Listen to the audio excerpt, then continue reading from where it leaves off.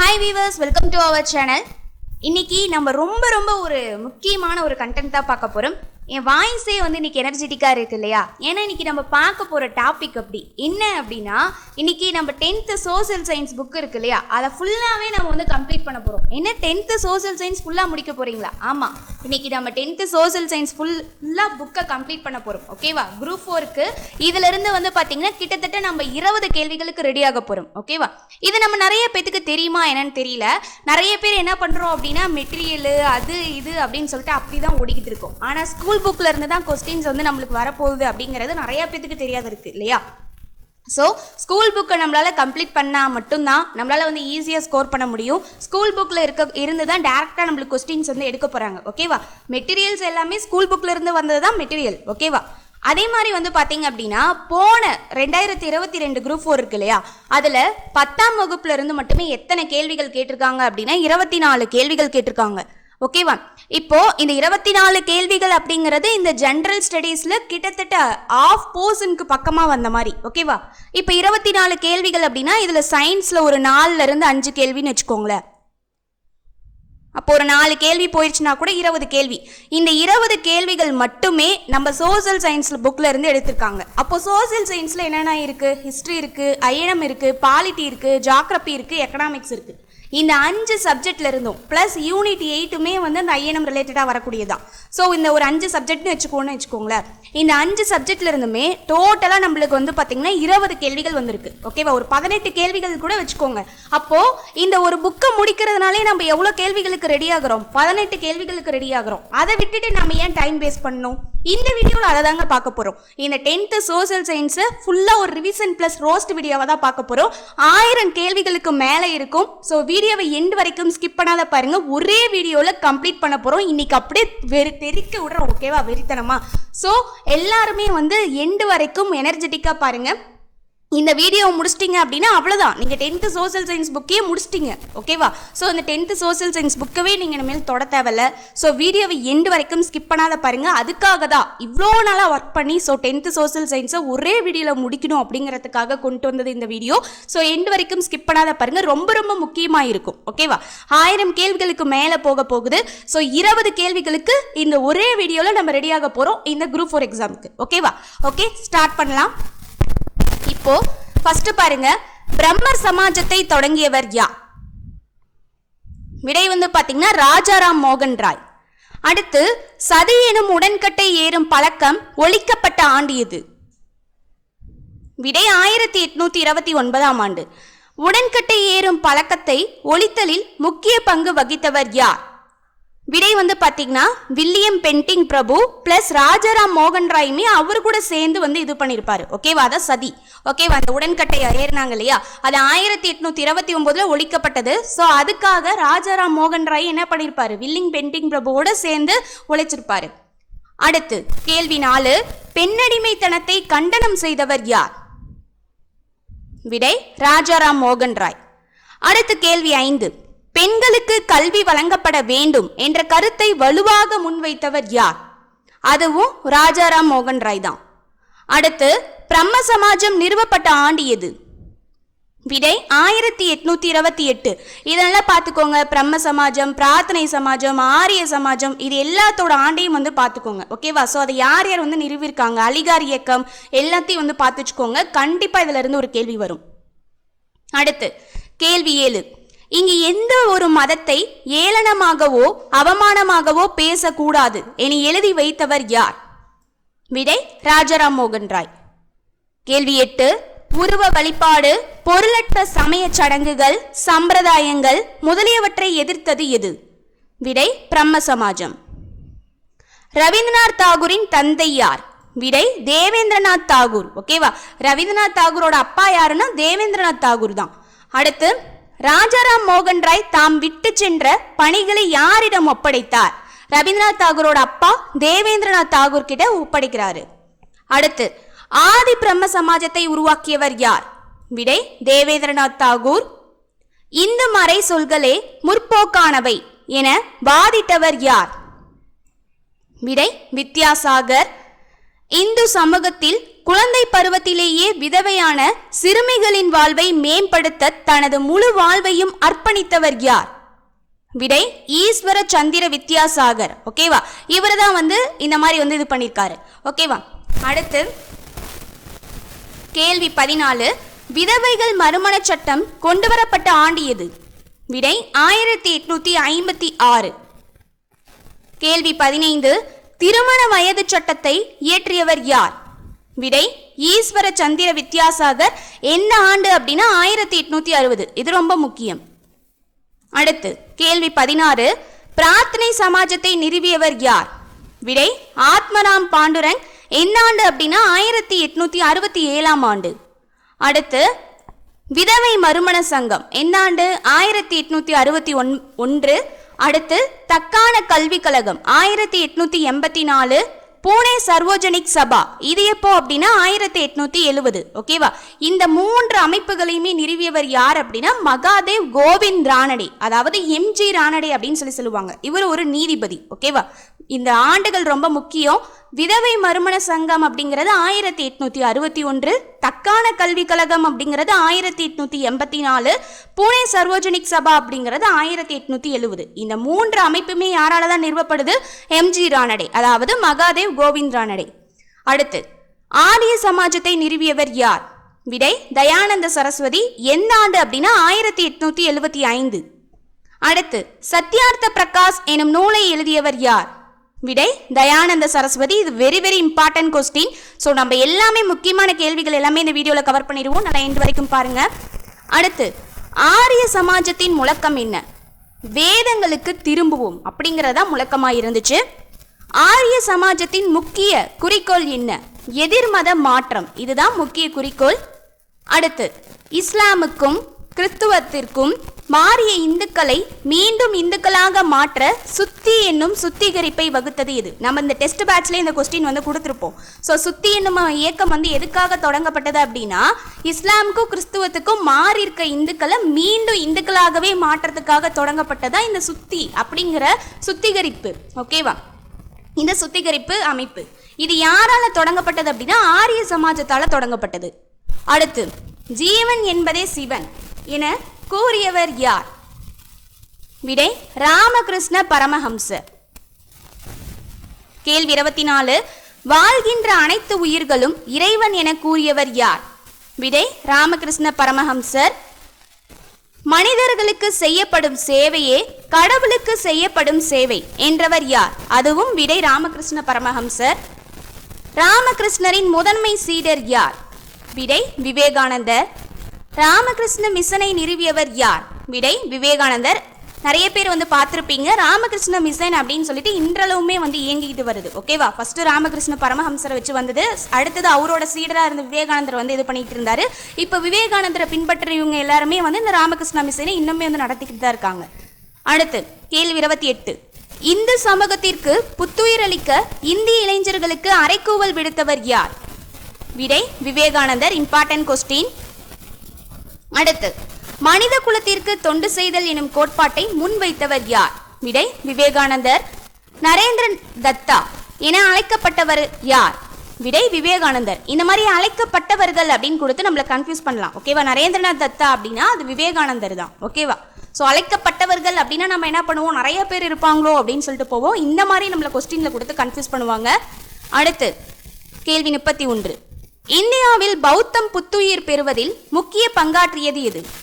விடை பிரம்மஞான சபை. தன்னாட்சி இயக்கத்தை ஆரம்பித்தவர் யார்? விடை அன்னி பெசன்ட். ஹோம் ரூல் மூமெண்ட் இருக்கு இல்லையா, அதை அன்னி பெசன்ட் தான் பண்ணியிருப்பாங்க. அடுத்து அயர்லாந்திற்கு வழங்கப்பட்டதை போன்று இந்தியாவிற்கும் தன்னாட்சி வழங்கப்பட வேண்டும் என்றவர் யார்? விடை அன்னி பெசன்ட். அடுத்து கேள்வி 34. பிரம்மஞான கருத்துக்களை நியூ இந்தியா செய்தித்தாளின் மூலம் பரப்பியவர் யார்? விடை அன்னி பெசன்ட். நியூ இந்தியா பத்திரிகையின் ஆசிரியர் யார்? விடை அன்னி பெசன்ட்.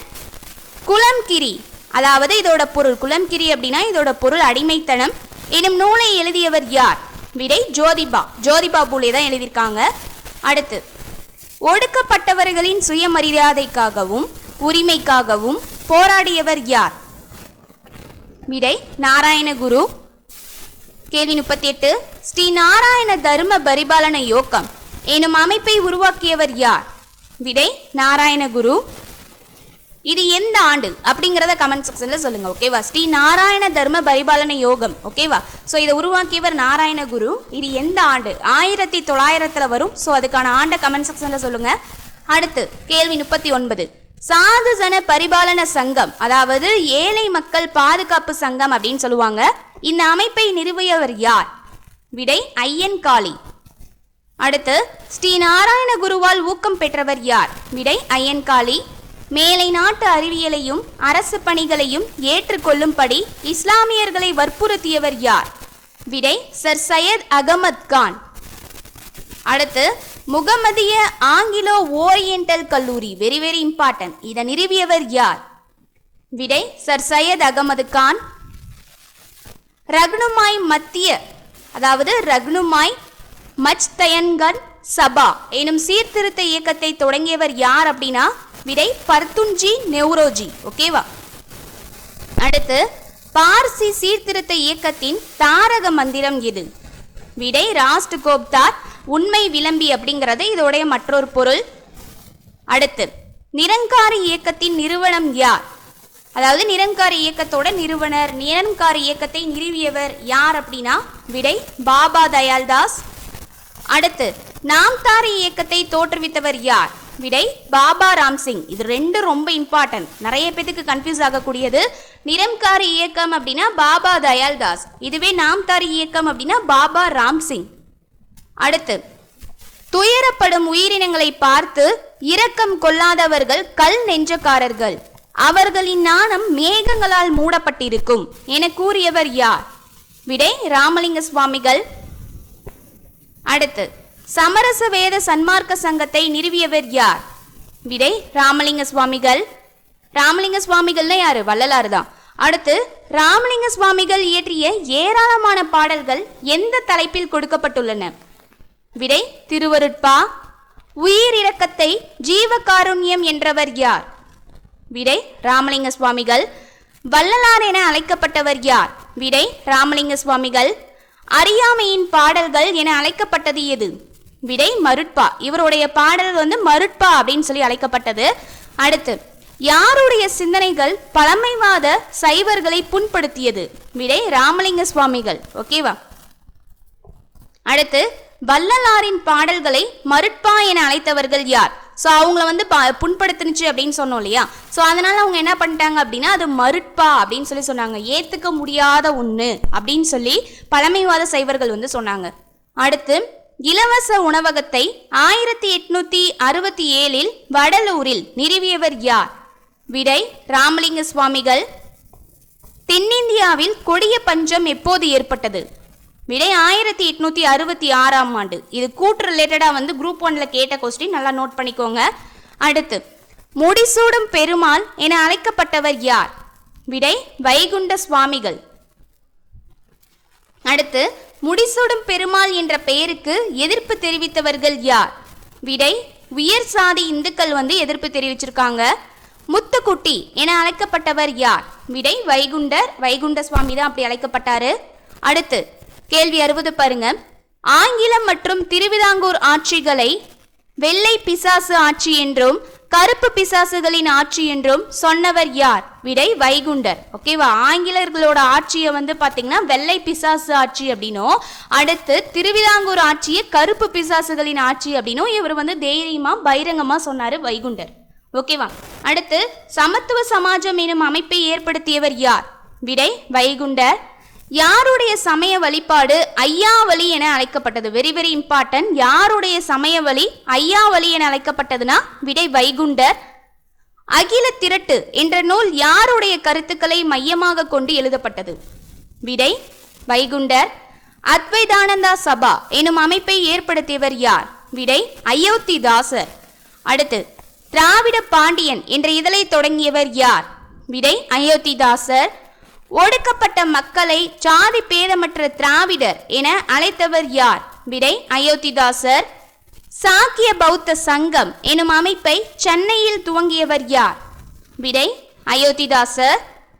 திராவிட மகாஜன சபை என்ற அமைப்பை நிறுவியவர் யார்? விடை அயோத்திதாசர். 1891 ஆண்டு நிறுவியிருப்பாரு. அடுத்து, திராவிட மகாஜன சபையின் முதல் மாநாடு எங்கு நடைபெற்றது? அயோத்திதாசர் நிறுவினார் இல்லையா, ஸோ அதோட முதல் மாநாடு எங்கு நடைபெற்றது அப்படின்னா நீலகிரி. நிறைய பேர்த்த கன்ஃபியூஸ் பண்ற மாதிரி சேலம் கொடுத்துருப்பாங்க. சேலத்துல இதுக்கு வேலையே கிடையாது. நீலகிரியில தான் திராவிட மகாஜன சபையோட முதல் மாநாடு நடைபெற்றது. அடுத்து, மக்கள் தொகை கணக்கிடும் போது சாதியற்ற திராவிடர்கள் என பதிவு செய்யுமாறு கூறியவர் யார்? விடை அயோத்திதாசர். ஓகேவா, மக்கள் தொகை கணக்கிட்டு இருக்காங்க. அப்ப எடுக்கும்போது அயோத்திதாசர் என்ன பண்ணிருக்காரு அப்படின்னா, சாதியற்ற திராவிடர்கள் அப்படின்னு சொல்லி உங்களை பதிவு செய்யுங்க அப்படின்னு சொல்லி அவங்க கிட்ட வலியுறுத்தினாரு. அடுத்து, தமிழகத்தில் பாளையக்காரர் முறையை அறிமுகப்படுத்தியவர் யார்? விடை விஸ்வநாத நாயக்கர். பாளையக்காரரிடம் மிகவும் செல்வாக்கு பெற்றவர் யார் அப்படின்னா விடை பூலித்தேவர். அடுத்து, பூலித்தேவரின் படைப்பிரிவுகளின் ஒன்றுக்கு தலைமை தாங்கியவர் யார்? விடை ஒண்டி வீரன். ஓகேவா, பூலித்தேவரோட இதனால நோட் பண்ணணும், பூலித்தேவரோட படைப்பிரிவு ஒன்றுக்கு தலைமை தாங்கியவர் தான் ஒண்டி வீரன். அடுத்து, மருது சகோதரர்களின் உதவியோடு அரசியாக முடிசூடி கொண்டவர் யார்? விடை வேலு நாச்சியார், தென்னாட்டின் ஜான்சி ராணி என்று அழைக்கப்படுபவர். அடுத்து, இந்திய நாட்டில் பிரிட்டிஷ் காலனி ஆதிக்க அதிகாரத்தை எதிர்த்த முதல் பெண் ஆட்சியாளர் அல்லது அரசி என்ற பெருமை பெற்றவர் யார்? விடை வேலு நாச்சியார். வேலு நாச்சியாரின் நம்பிக்கைக்குரிய தோழி யார்? விடை குயிலி. குயிலி பற்றி உளவு கூற மறுத்ததால் கொல்லப்பட்ட மேய்த்தல் தொழில் புரிந்த பெண் யார்? விடை உடையாள். கேள்வி 78 பாருங்க. பாளையங்களை உள்ளடக்கிய தென்னிந்திய கூட்டமைப்பை சிவகங்கையில் ஏற்படுத்தியது யார்? விடை மருது பாண்டியர். காளையார் கோவில் போரில் முத்துவடுகநாதன் இறந்த பின் வேலு நாச்சியாருக்கு அரசுரிமையை மீட்டு கொடுக்க அரும்பாடுபட்டவர்கள் யார்? விடை மருது சகோதரர்கள். இவங்கதான் ரொம்ப ஹெல்ப்ஃபுல்லா வேலு நாச்சியாருக்கு இருந்தாங்க. அடுத்து, எட்டயபுரம் மற்றும் புதுக்கோட்டை அரசர்கள் யாருக்கு துரோகம் இழைத்தனர்? விடை கட்டபொம்மனுக்கு துரோகம் இழைத்தாங்க, என காட்டி கொடுத்திருப்பாங்க. அடுத்து, கயத்தாரின் பழைய கோட்டைக்கு முன் இருந்த புளிய மரத்தில் பாளையக்காரர்களுக்கு முன்பாக தூக்கிலிடப்பட்டது யார்? விடை கட்டபொம்மன். எங்க தூக்கிலிட்டு இருக்காங்க? கயத்தாறு. அடுத்து, கட்டபொம்மனின் சகோதரர் யார்? விடை ஊமைதுரை. 83 பாருங்க. மருது சகோதரர்கள் ஜூன் 1801 நாட்டின் விடுதலையை முன்னிறுத்தி ஒரு பிரகடனத்தை வெளியிட்டனர். அதன் பெயர் என்ன? விடை திருச்சிராப்பள்ளி பேரறிக்கை அல்லது திருச்சிராப்பள்ளி பிரகடனம் அப்படின்னு சொல்லி அழைக்கப்படுது. அது எந்த டேட்? ஜூன் 1801. இது ரொம்ப முக்கியம். அடுத்து, ராமநாதபுரத்தின் அருகே அமைந்த திருப்பத்தூர் கோட்டையில் 1801 அக்டோபர் 24 தூக்கிலிடப்பட்டவர்கள் யார்? விடை மருது சகோதரர்கள். எப்போ? 1801 அக்டோபர் 24. எங்க? திருப்பத்தூர் கோட்டையில. இது ரொம்ப முக்கியம். அடுத்து, தென்னிந்திய புரட்சி எது? விடை மருது சகோதரர்களின் கழகம் தான் தென்னிந்திய புரட்சி என்று அழைக்கப்படுகிறது. அடுத்து, தீர்த்தகிரி என அழைக்கப்பட்டவர் யார்? விடை தீரன் சின்னமலை. முதல் கொங்கு நாட்டு பாளையக்காரர். கொரில்லா போர் முறையை தெரிந்திருந்தாரு. கொரில்லா போர் முறைனா என்ன? மறைந்திருந்து தாக்கும் முறையை கத்திருந்தாரு முறையா. ஓகேவா. அடுத்து, பிரெஞ்சுக்காரர்களால் பயிற்சி அளிக்கப்பட்டவர் யார்? விடை தீரன் சின்னமலை. ஆயிரக்கணக்கான இளைஞர்களோடு திப்புவுடன் இணைந்து பிரிட்டிஷாருக்கு எதிராக சண்டையிட்டவர் யார்? விடை தீரன் சின்னமலை. கொரில்லா போர் முறையை கையாண்டவர் யார்? விடை தீரன் சின்னமலை. ஒரு கோட்டையை எழுப்பிய தீரன் சின்னமலை கோட்டையை விட்டு வெளியேறாமல் ஆங்கிலேயரை எதிர்த்து போரிட்டார். எனவே அந்த இடம் எவ்வாறு அழைக்கப்பட்டது? விடை ஓடாநிலை என அழைக்கப்பட்டது. நல்லா தெரிஞ்சுக்கோங்க. என்ன பண்றாரு அப்படின்னா, தீரன் சின்னமலை ஆங்கிலேயரை எதுக்கணும் அப்படிங்கிறதுக்காக தனியா ஒரு கோட்டையை உருவாக்குறாரு. ஸோ அந்த கோட்டையிலிருந்து எல்லா பயிற்சியும் எடுத்துக்கிறாரு. ஓகேவா. ஸோ எடுத்து அந்த இடத்துல எப்படி அவங்க எப்படிலாம் தாக்கணும், அந்த கொரில்லா போர் முறையை எப்படி யூஸ் பண்ணணும் அப்படிங்கிறதெல்லாம் பிராக்டிஸ் பண்றாரு. அப்போ அந்த இடம் என்னன்னு அழைக்கப்படுதுன்னா ஓடாநிலை அப்படின்னு சொல்லி அழைக்கப்படுது. அடுத்து, வேலூர் புரட்சி வெடித்த ஆண்டு? விடை 1806. Very very very important question. அடுத்து, தலைமை தளபதி சர் ஜான் கிரடாக் வெளியிட்ட புதிய இராணுவ விதிமுறையின் விளைவு என்ன? விடை வேலூர் புரட்சி வெடிச்சது. இவர் சர் ஜான் கிரடாக் வெளியிட்டிருக்க புதிய இராணுவ விதிமுறையால இந்த வேலூர் புரட்சி 1806 என்ன ஆச்சு? வெடிக்க ஆரம்பிச்சிருச்சு. அடுத்து, கர்நாடக உடன்படிக்கை ஏற்படுத்தப்பட்ட ஆண்டு? விடை 1801. அடுத்து பராசி இயக்கம் யாரால் தொடங்கப்பட்டது? யாரால தொடங்கப்பட்டதுன்னா விடை ஹாஜி சரியத்துல்லா. எந்த ஆண்டு? 1818. அடுத்து ஆங்கிலேய ஆட்சிக்கும் நிலப்பரப்புக்கும் எதிராக தொடங்கப்பட்ட கிளர்ச்சி எது? விடை வஹாபி கிளர்ச்சி. எந்த ஆண்டு அப்படின்னா 1827. ஆங்கிலேய ஆட்சிக்கும் நிலப்பரப்புக்கும் எதிராக தொடங்கப்பட்ட கிளர்ச்சி தான் வஹாபி கிளர்ச்சி. ஓகேவா? ஸோ இது நிலம் ரிலேட்டடான ஒரு கிளர்ச்சி விவசாயிகளுக்காக. அடுத்து வஹாபி கிளர்ச்சிக்கு தலைமை ஏற்றவர் யார்? விடை திடுமீர் இருக்காரு இல்லையா, அவர் தான் தலைமை ஏற்றிருப்பாரு. அடுத்து பழங்குடியினர் கிளர்ச்சியில் மிக முக்கியமான கிளர்ச்சி எது? விடை முண்டா கிளர்ச்சி. இப்போ பாருங்க, இதை நல்லா நோட் பண்ணிக்கோங்க. ஸோ எந்தெந்த சபை, எந்தெந்த ஆண்டு, ஒப்பந்தம், அதோட ஆண்டு ஃபுல்லாகவே இந்த பாயிண்ட்ல நாம பார்ப்போம். ரொம்ப ரொம்ப இம்பார்ட்டன்ட், நல்லா நோட் பண்ணுங்க. ஃபர்ஸ்ட் சென்னை வாசிகள் சங்கம், அதோட ஆண்டு 1852. கிழக்கிந்திய அமைப்பு எப்போ? 1866. அடுத்து சென்னை மகாஜன சபை அப்படின்னா 1884. ஓகேவா? சென்னை வாசிகள் சங்கம் 1852, சென்னை மகாஜன சபை அப்படின்னா 1884 அதோட ஆண்டு. அடுத்து பூனா சர்வஜனிக் சபை அப்படின்னா 1870. ஓகேவா? இது எம்ஜி ராணடேவால நம்ம முன்னாடியே ப்ரீவியஸா பார்த்தோம் இல்லையா, தக்கான கல்வி கழகம்னா 1884 அப்படின்னு சொல்லி பார்த்தோம். அடுத்து பம்பாய் மாகாண சங்கம், விடை 1885 ஆண்டு. அடுத்து இந்திய தேசிய காங்கிரஸ்மே 1885 தான் தொடங்கப்பட்டது. வங்க பிரிவினை அப்படின்னா 1905, ரொம்ப ரொம்ப முக்கியம். அடுத்து லக்னோ ஒப்பந்தம் எந்த ஆண்டுனா 1916. ரவுலட் சட்டம் அப்படின்னா 1919. ஓகேவா? ஸோ இது எல்லாத்தையும் ரிவைஸ் பண்ணிக்கோங்க. ஓகேவா? அடுத்து கேள்வி 99, இந்திய தேசிய காங்கிரசின் முதல் தலைவர் யார்? விடை உமேஷ் சந்திர பானர்ஜி. சென்னை மகாஜன சபையின் முதல் தலைவர் யார்? விடை பி ரங்கையா. இந்திய தேசிய காங்கிரசின் முதல் கூட்டம் எங்கு நடைபெற்றது? 1885 தான் ஃபர்ஸ்ட் ஸ்டார்ட் ஆகுது. எங்க நடைபெற்றது அப்படின்னா மும்பையில். அடுத்து ஆட்சியர் ராபர்ட் WDE ஆஸ் என்பவரை மணியாச்சி ரயில்வே ஸ்டேஷனில் சுட்டு கொன்றவர் யார்? விடை வாஞ்சிநாதன். எப்போ அப்படின்னா 1911 ஆண்டு. ஸோ இது வெரி வெரி இம்பார்ட்டன்ட். ஆஸ் படுகொலை அப்படின்னு சொல்லி படிக்கிறோம் இல்லையா, அதை யார் இந்த வேலையை செஞ்சது அப்படின்னா வாஞ்சிநாதன். ஓகேவா? அடுத்து அதிநவீன வசதிகளுடன் கூடிய ரயிலில் அடிமைகளாக இருப்பதை விட சுதந்திரத்துடன் கூடிய மாட்டு வண்டியே சிறந்தது என கூறியவர் யார்? விடை அன்னி பெசன்ட் அம்மையார். ஓகேவா? தன்னாட்சி இயக்கத்துக்கு பார்த்தோம் இல்லையா, ஸோ இவங்க தான் சொல்லியிருப்பாங்க, நவீன வசதிகளுடன் கூடிய ரயிலில் போய் அதில் அடிமையாக ஆங்கிலேயருக்கு இருப்பதை விட சுதந்திரத்துடன் கூடிய மாட்டு வண்டி, ஸோ எந்த வசதியுமே இல்லாத இருக்க மாட்டு வண்டியில் சுதந்திரத்தோட போகிறது எவ்வளவோ சிறந்தது அப்படின்னு சொல்லி சொன்னாங்க. அடுத்து எந்த காங்கிரஸ் மாநாட்டில் அன்னி பெசன்ட் தலைவராக செயல்பட்டார்னா 1917. அடுத்து விடுதலை பெற இந்தியா எவ்வளவு பாடுபட்டது அல்லது எவ்வளவு துயருற்றது என்ற நூலை எழுதியவர் யார் அப்படின்னா அன்னி பெசன்ட். இது வெரி வெரி இம்பார்ட்டன்ட் கொஸ்டின். அடுத்து சென்னை திராவிடர் கழகம் உருவாக்கப்பட்ட ஆண்டு எது? விடை 1912. நீதி கட்சியின் முதல் முதலமைச்சர் யார்? விடை ஏ சுப்பராயலு.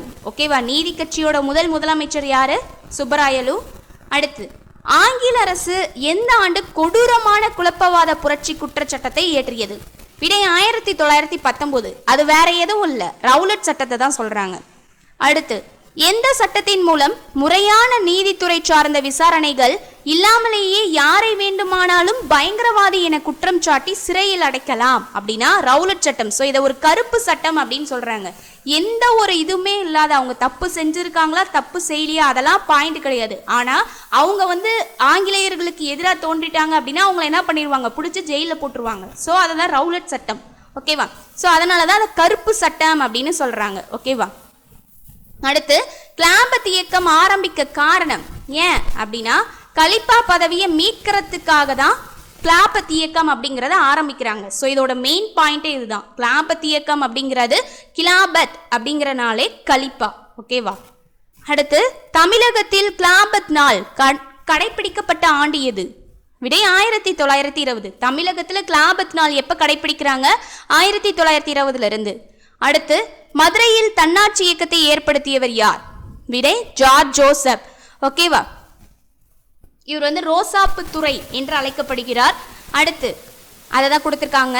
ரோசாப்பு துறை என மதுரை மக்களால் அழைக்கப்பட்டவர் யார் அப்படின்னா ஜார்ஜ் ஜோசப். ஓகேவா, இது ஒரு டூயினோ கண்டென்ட் மாதிரி கொடுத்துருப்பாங்க பாருங்க. அடுத்து எப்போது இந்துக்களும் இஸ்லாமியர்களும் இணைந்து நெருக்கமாக தமிழ்நாட்டில் செயல்பட்டனர் அப்படின்னா ஒத்துழையாமை இயக்கத்தின் போது. அடுத்து ஒத்துழையாமை இயக்கத்தை தலைமை ஏற்று நடத்தியவர்கள் யார்? 2 பேரு, ஒன்று பெரியார், இன்னொன்று ராஜாஜி. அடுத்து இந்தியர்கள் எவரும் இல்லாது வெள்ளையர்கள் மட்டுமே இருந்த குழு எது? விடை சைமன் குழு. சட்ட மறுப்பு இயக்கத்தை தொடங்கியவர் யார்? விடை காந்தியடிகள். கேள்வி 119, தண்டி யாத்திரை நடந்த ஆண்டு எது? விடை 1930 மார்ச் 12. Very very important. அடுத்து உப்பு சட்டத்தை மீறியதற்காக கைது செய்யப்பட்டது யார்? விடை ராஜாஜி. தமிழ்நாட்டில் உப்பு சத்தியாகிரகம் ஒன்றை ஏற்படுத்தி வேதாரண்யத்திற்கு அணிவகுத்து சென்றவர் யார்? விடை ராஜாஜி. அடுத்து OKSR குமாரசுவாமி என்றால் என்ன? விடை திருப்பூர் குமரனை தான் சொல்றாங்க. அடுத்து தன் கையில் கொடியை பிடித்தவாறே விழுந்து இறந்தவர் யார்? விடை திருப்பூர் குமரன். கொடிக்காத்த குமரன் யார்? விடை திருப்பூர் குமரன். முதல் காங்கிரஸ் அமைச்சரவையை அமைத்தவர் யார்? விடை ராஜாஜி. ராஜாஜியால் ஏற்படுத்தப்பட்ட சர்ச்சைக்குரிய நடவடிக்கை எது? விடை கட்டாய ஹிந்தி பாடம். ஸோ இதுதான் வந்து பார்த்தீங்கன்னா எல்லா மக்களிடமும் இவருக்கு எதிர்ப்பு தெரிவிக்கப்பட்ட விஷயம். ஓகேவா, ஸோ ஆங்கிலேயர்கள் சொன்ன அந்த கட்டாய ஹிந்தி பாடத்தை வந்து இவர் கொண்டு வரதுக்கு இதாக இருந்தார். அடுத்து சேலத்தில் இந்திய எதிர்ப்பு போராட்டம் நடத்தியவர் யார்? விடை வந்து பார்த்தீங்கன்னா பெரியார். ஸோ இந்த 2 பாயிண்ட்டை கன்ஃபியூஸ் பண்ணக்கூடாது. ஓகேவா, ஃபர்ஸ்ட் அயோத்திதாசரை வந்து பார்த்தோம் இல்லையா, திராவிடர் மகாஜன சபையோட முதல் மாநாட்டை எங்கே நடத்தியிருக்காரு? நீலகிரியில். இந்த சேலம் அப்படிங்கிறது எதுக்கு வருது? இந்திய எதிர்ப்பு போராட்டத்துக்கு பெரியார் தலைமையில் நடைபெற்றது. ஓகேவா. அடுத்து செய் அல்லது செத்து மடி என கூறியவர்? விடை காந்தியடிகள். ஓகேவா, செய் அல்லது செத்து மடி, டூ ஆர் டை, ஒன்று செய்யு இல்லைன்னா செத்து முடிஞ்சிரு அப்படின்னு சொல்லி காந்தியடிகள் வந்து சொன்னார். அது எந்த ஆண்டு செய் அல்லது செத்து மடி அப்படிங்கிறது? 1942ஆம் ஆண்டு. ஓகேவா, ஸோ இதை வந்து நல்லா நோட் பண்ணிக்கோங்க. அடுத்து வெள்ளையனே வெளியேறு எனும் தீர்மானம் நிறைவேற்றப்பட்ட ஆண்டு எது? விடை 1942. முதலில் அச்சில் ஏறிய இந்திய மொழி எது? விடை தமிழ். அடுத்து மிஷனரி சீகன்பால்கு என்பவரால் தரங்கம்பாடியில் முழுமையான அச்சகம் கொண்டு வரப்பட்ட ஆண்டு எது? விடை 1709. திருக்குறள் வெளியிடப்பட்ட ஆண்டு எது? விடை 1812. அப்பதான் முதல்ல அச்சுல வெளிவந்திருக்கு. ஓகேவா. அடுத்து 133 பாருங்க. பனை ஓலைகளில் கையால் எழுதப்பட்ட பல தமிழ் இலக்கியங்களை பதிப்பித்தவர் யார்? விடை சீவை தாமோதரனார். தமிழ் இசைக்கு சிறப்பு செய்து தமிழ் இசை வரலாறு குறித்த நூல்களை வெளியிட்டவர் யார்? விடை ஆப்ரஹாம் பண்டிதர். அடுத்து காலனிய சக்தியை எதிர்கொள்வதற்காக பொது உடைமை வாதத்தையும் சமத்துவத்தையும் வளர்த்தவர் யார்? விடை சிங்காரவேலனார். 136 பௌத்தத்திற்கு புத்துயிர் அளித்த தொடக்க கால முன்னோடி யார்? விடை சிங்காரவேலர். ஸோ தொடக்க கால முன்னோடியா இருந்திருக்காரு. அடுத்து பரிதிமார் கலைஞர் என தன் பெயரை தூய தமிழில் மாற்றி அமைத்தவர் யார்? விடை சூரிய நாராயண சாஸ்திரி. அடுத்து வெரி வெரி இம்பார்ட்டன்ட், 14 வரி செய்யுள் வடிவத்தை தமிழுக்கு அறிமுகம் செய்தவர் யார்? விடை பரிதிமார் கலைஞர் தான் வந்து அறிமுகப்படுத்தியிருப்பாரு. அடுத்து கேள்வி 139 தமிழை ஒரு செம்மொழி என்றும் எனவே சென்னை பல்கலைக்கழகம் தமிழை ஒரு வட்டார மொழி என அழைக்க கூடாதென முதலில் வாதாடியவர் யார்? தமிழ் வந்துட்டு ஒரு செம்மொழி தான், அதை வந்துட்டு வட்டார மொழி நீங்க எப்படி அழைக்கலாம் அப்படின்னு சொல்லிட்டு சென்னை பல்கலைக்கழகத்துக்கிட்ட ஃபர்ஸ்ட் சண்டை விட்டவர் யார் அப்படின்னா பரிதிமார் கலைஞர். அடுத்து தனித்தமிழ் இயக்கத்தை உருவாக்கியது யார்? விடை மறைமலை அடிகள். பட்டினப்பாலை மற்றும் முல்லைப்பாட்டிற்கு விளக்க உரை எழுதியவர் யார்? விடை மறைமலை அடிகள். தமிழ் மொழியியல் தூய்மைவாதத்தின் தந்தை யார்? விடை Maraimalai Adigal. Very very important question. Tamil மொழியியல் தூய்மைவாதத்தின் தந்தை யார் அப்படின்னா மறைமலை அடிகள். சித்தாந்த தீபிகா எனும் பத்திரிகையில் பணிபுரிந்தவர் யார்? விடை Maraimalai Adigal. Question 143 very very important. சித்தாந்த தீபிகா எனும் பத்திரிகையில் பணிபுரிந்தவர் மறைமலை அடிகள். மறைமலை அடிகளின் மகள் யார்? இவங்க தான் நீலாம்பிகை அம்மையார். அடுத்து 1909 பிராமணர் அல்லாத மாணவர்களுக்கு உதவி செய்ய ஏற்படுத்தப்பட்ட சங்கம் எது? விடை மதராஸ் பிராமணர் அல்லாதோர் சங்கம். அடுத்து கேள்வி 146, மதராஸ் ஐக்கிய கழகம் யாரால் உருவாக்கப்பட்டது? விடை டாக்டர் சி நடேசனாரால் உருவாக்கப்பட்டது. Okay, very very important. எந்த ஆண்டு அப்படின்னா 1912ஆம் ஆண்டு. அடுத்து கேள்வி 147, முதலாக அரசியலில் பெண்கள் பங்கேற்பதை உறுதிப்படுத்தியது எது? விடை நீதி கட்சி தான். அடுத்து அரசு அதிகாரிகளை தேர்வு செய்ய பணியாளர் தேர்வு மையத்தை அமைத்தது யார்? விடை நீதி கட்சி. அதாவது அரசு அதிகாரிகளை தேர்வு, இப்ப டிஎன்பிசி நடக்குது இல்லையா, சோ அந்த அரசு அதிகாரிகளை தேர்வு செய்யறதுக்காக ஒரு எக்ஸாம் மாதிரி ஃபர்ஸ்ட் அமைச்சது யார் அப்படின்னா நீதி கட்சி. எப்போ அப்படின்னா 1924 அரசு அதிகாரிகளை தேர்வு செய்ய பணியாளர் தேர்வு மையம் அப்படிங்கிறத அமைச்சது யார் அப்படின்னா நீதி கட்சி தான் 1924ஆம் ஆண்டுல. அடுத்து சுயாட்சியை காட்டிலும் பகுத்தறிவும் சுயமரியாதையும் அனைத்து மனிதர்களின் பிறப்புரிமை என பிரகடனம் செய்த இயக்கம் எது? விடை சுயமரியாதை இயக்கம் 1925 பெரியாரால் தொடங்கப்பட்டது. அடுத்து சுயமரியாதை இயக்கத்தை தோற்றுவித்தவர் யாருன்னா பெரியார் தான் 1925. அடுத்து காதிக்கு துணை நின்றவர் யார்? விடை பெரியார். காதி ஆடை இருக்கு இல்லையா, சோ அதுக்கு துணை நின்றவர் பெரியார். அடுத்து தமிழகத்தின் வீதிகளில் கதர் விற்பனை செய்தவர் யார்? விடை பெரியார். மதுவிலக்கிற்கு ஆதரவாக தனது கோட்பாட்டில் இருந்து 500 தென்னை மரங்களை வெட்டியவர் யார்? விடை பெரியார். தன்னோட பங்குக்காக என்ன பண்றாரு அப்படின்னா தன்னோட காட்டுல இருந்து 500 தென்னை மரங்களை வெட்டிடுறாரு. ஓகேவா. அடுத்து அம்பேத்கரின் சாதி ஒழிப்பு கலையை தமிழில் பதிப்பித்தவர் யார்? விடை பெரியார். தென்னிந்தியாவின் முதல் பொது உடைமைவாதி யார்? விடை சிங்காரவேலர். பௌத்த சமய முன்னோடி என அழைக்கப்பட்டவர் யார்? விடை சிங்காரவேலர். அடுத்து சிங்காரவேலருடன் நெருக்கமான உறவு கொண்டிருந்தவர் யார்? விடை பெரியார். சுயமரியாதை இயக்கத்தின் அதிகாரப்பூர்வமான செய்தித்தாள் எது? விடை குடியரசு. ஸோ இது பெரியாரோடது. அப்போ சுயமரியாதை இயக்கத்தோட அதிகாரப்பூர்வமான செய்தித்தாள் எது அப்படின்னு கேட்டால் குடியரசு. அடுத்து தமிழ்நாடு காங்கிரஸ் கமிட்டி செயலராகவும் தலைவராகவும் பொறுப்பு வகித்தவர் யார்? விடை பெரியார். தமிழ்நாடு காங்கிரஸ் கமிட்டியோட செயலராகவும் தலைவராகவும் பணியாற்றியவர் யார் அப்படின்னா பெரியார். அடுத்து ஒடுக்கப்பட்டவர்களின் கோவில் நுழைவு உரிமை குறித்த தீர்மானத்தை முன்மொழிந்தவர் யார்? விடை பெரியார். சுயமரியாதை இயக்கத்துடன் இணைந்த கட்சி எது? விடை நீதி கட்சி. சுயமரியாதை கட்சியின் மறுபெயர் என்ன? விடை திராவிடர் கழகம். அதை தான் தீகா அப்படின்னு சொல்றாங்க. ஓகேவா. ஸோ ஃபர்ஸ்ட் பெரியாரால தீகா அப்படின்னு தான் தொடங்கப்பட்டது. அடுத்து கேள்வி 163, திருமணம் செய்து கொடுப்பது எனும் வார்த்தைகளை மறுத்து அவை பெண்களை பொருட்களாக நடத்துகின்றன என்றவர் யார்? விடை பெரியார். ஸோ அதை என்ன சொல்லியிருப்பாரு அப்படின்னா வாழ்க்கை துணை அப்படின்னு சொல்லி தான் பயன்படுத்தணும் அப்படின்னு சொல்லியிருப்பாரு. ஸோ இந்த வார்த்தை ரொம்ப முக்கியம். அந்த கேள்வி இங்க வருது பாருங்க. திருக்குறளில் இருந்து எடுக்கப்பட்ட வாழ்க்கை துணை என்ற வார்த்தையை மனைவி என்ற பெயருக்கு வழங்க வேண்டும். மனைவின்னு சொல்லக்கூடாது, வாழ்க்கை துணை அப்படின்னு சொல்லி தான் சொல்லணும் அப்படின்னு சொல்லி பெரியார் வற்புறுத்தினாரு. அதே போல திருமணம் செய்து கொடுப்பது எனும் வார்த்தைகளை மறுத்து திருமணம் செஞ்சு கொடுக்கறது அப்படின்னா பெண்களை பொருட்களா தூக்கி கொடுக்குறீங்களா, அது என்ன திருமணம் செஞ்சு கொடுக்கறது அப்படின்னு சொல்லி பெரியார் கேட்டாரு. ஓகேவா. அடுத்து பெண்ணியம் குறித்து பெரியார் எழுதிய மிக முக்கியமான நூல் எது அப்படின்னா பெண் ஏன் அடிமையானால். ஓகேவா. இந்த இடத்துல ஒரு கொஸ்டின் மார்க் மாதிரி வரும். அடுத்து பெண்களுக்கு சமூகத்தில் நன்மதிப்பையும் பாதுகாப்பையும் வழங்கும் உரிமை எது என பெரியார் கூறினார்? விடை அது சொத்துரிமை தான். திருக்குறளில் இருந்து எடுக்கப்பட்ட வாழ்க்கை துணை என்ற வார்த்தையை மனைவி என்ற பெயருக்கு வழங்க வேண்டும் என்றவர் யார் அப்படின்னா பெரியார்.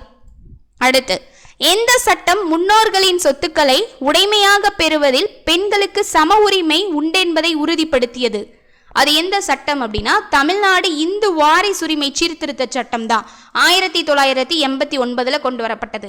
ஸோ அதுதான் என்ன பண்ணுச்சு அப்படின்னா முன்னோர்களின் சொத்துக்களை ஓகேவா பெறுவதற்கு பெண்களுக்கு சம உரிமை இருக்கு அப்படிங்கிறத உறுதிப்படுத்துச்சு. அடுத்து தாத்தா என பலராலும் அறியப்பட்டவர் யார்? விடை இரட்டைமலை சீனிவாசன். இரட்டைமலை சீனிவாசனின் சுயசரிதை எது? விடை ஜீவிய சரித சுருக்கம். ஓகேவா. ஜீவிய சரித சுருக்கம் இதுதான் அவருடைய சுயசரிதை.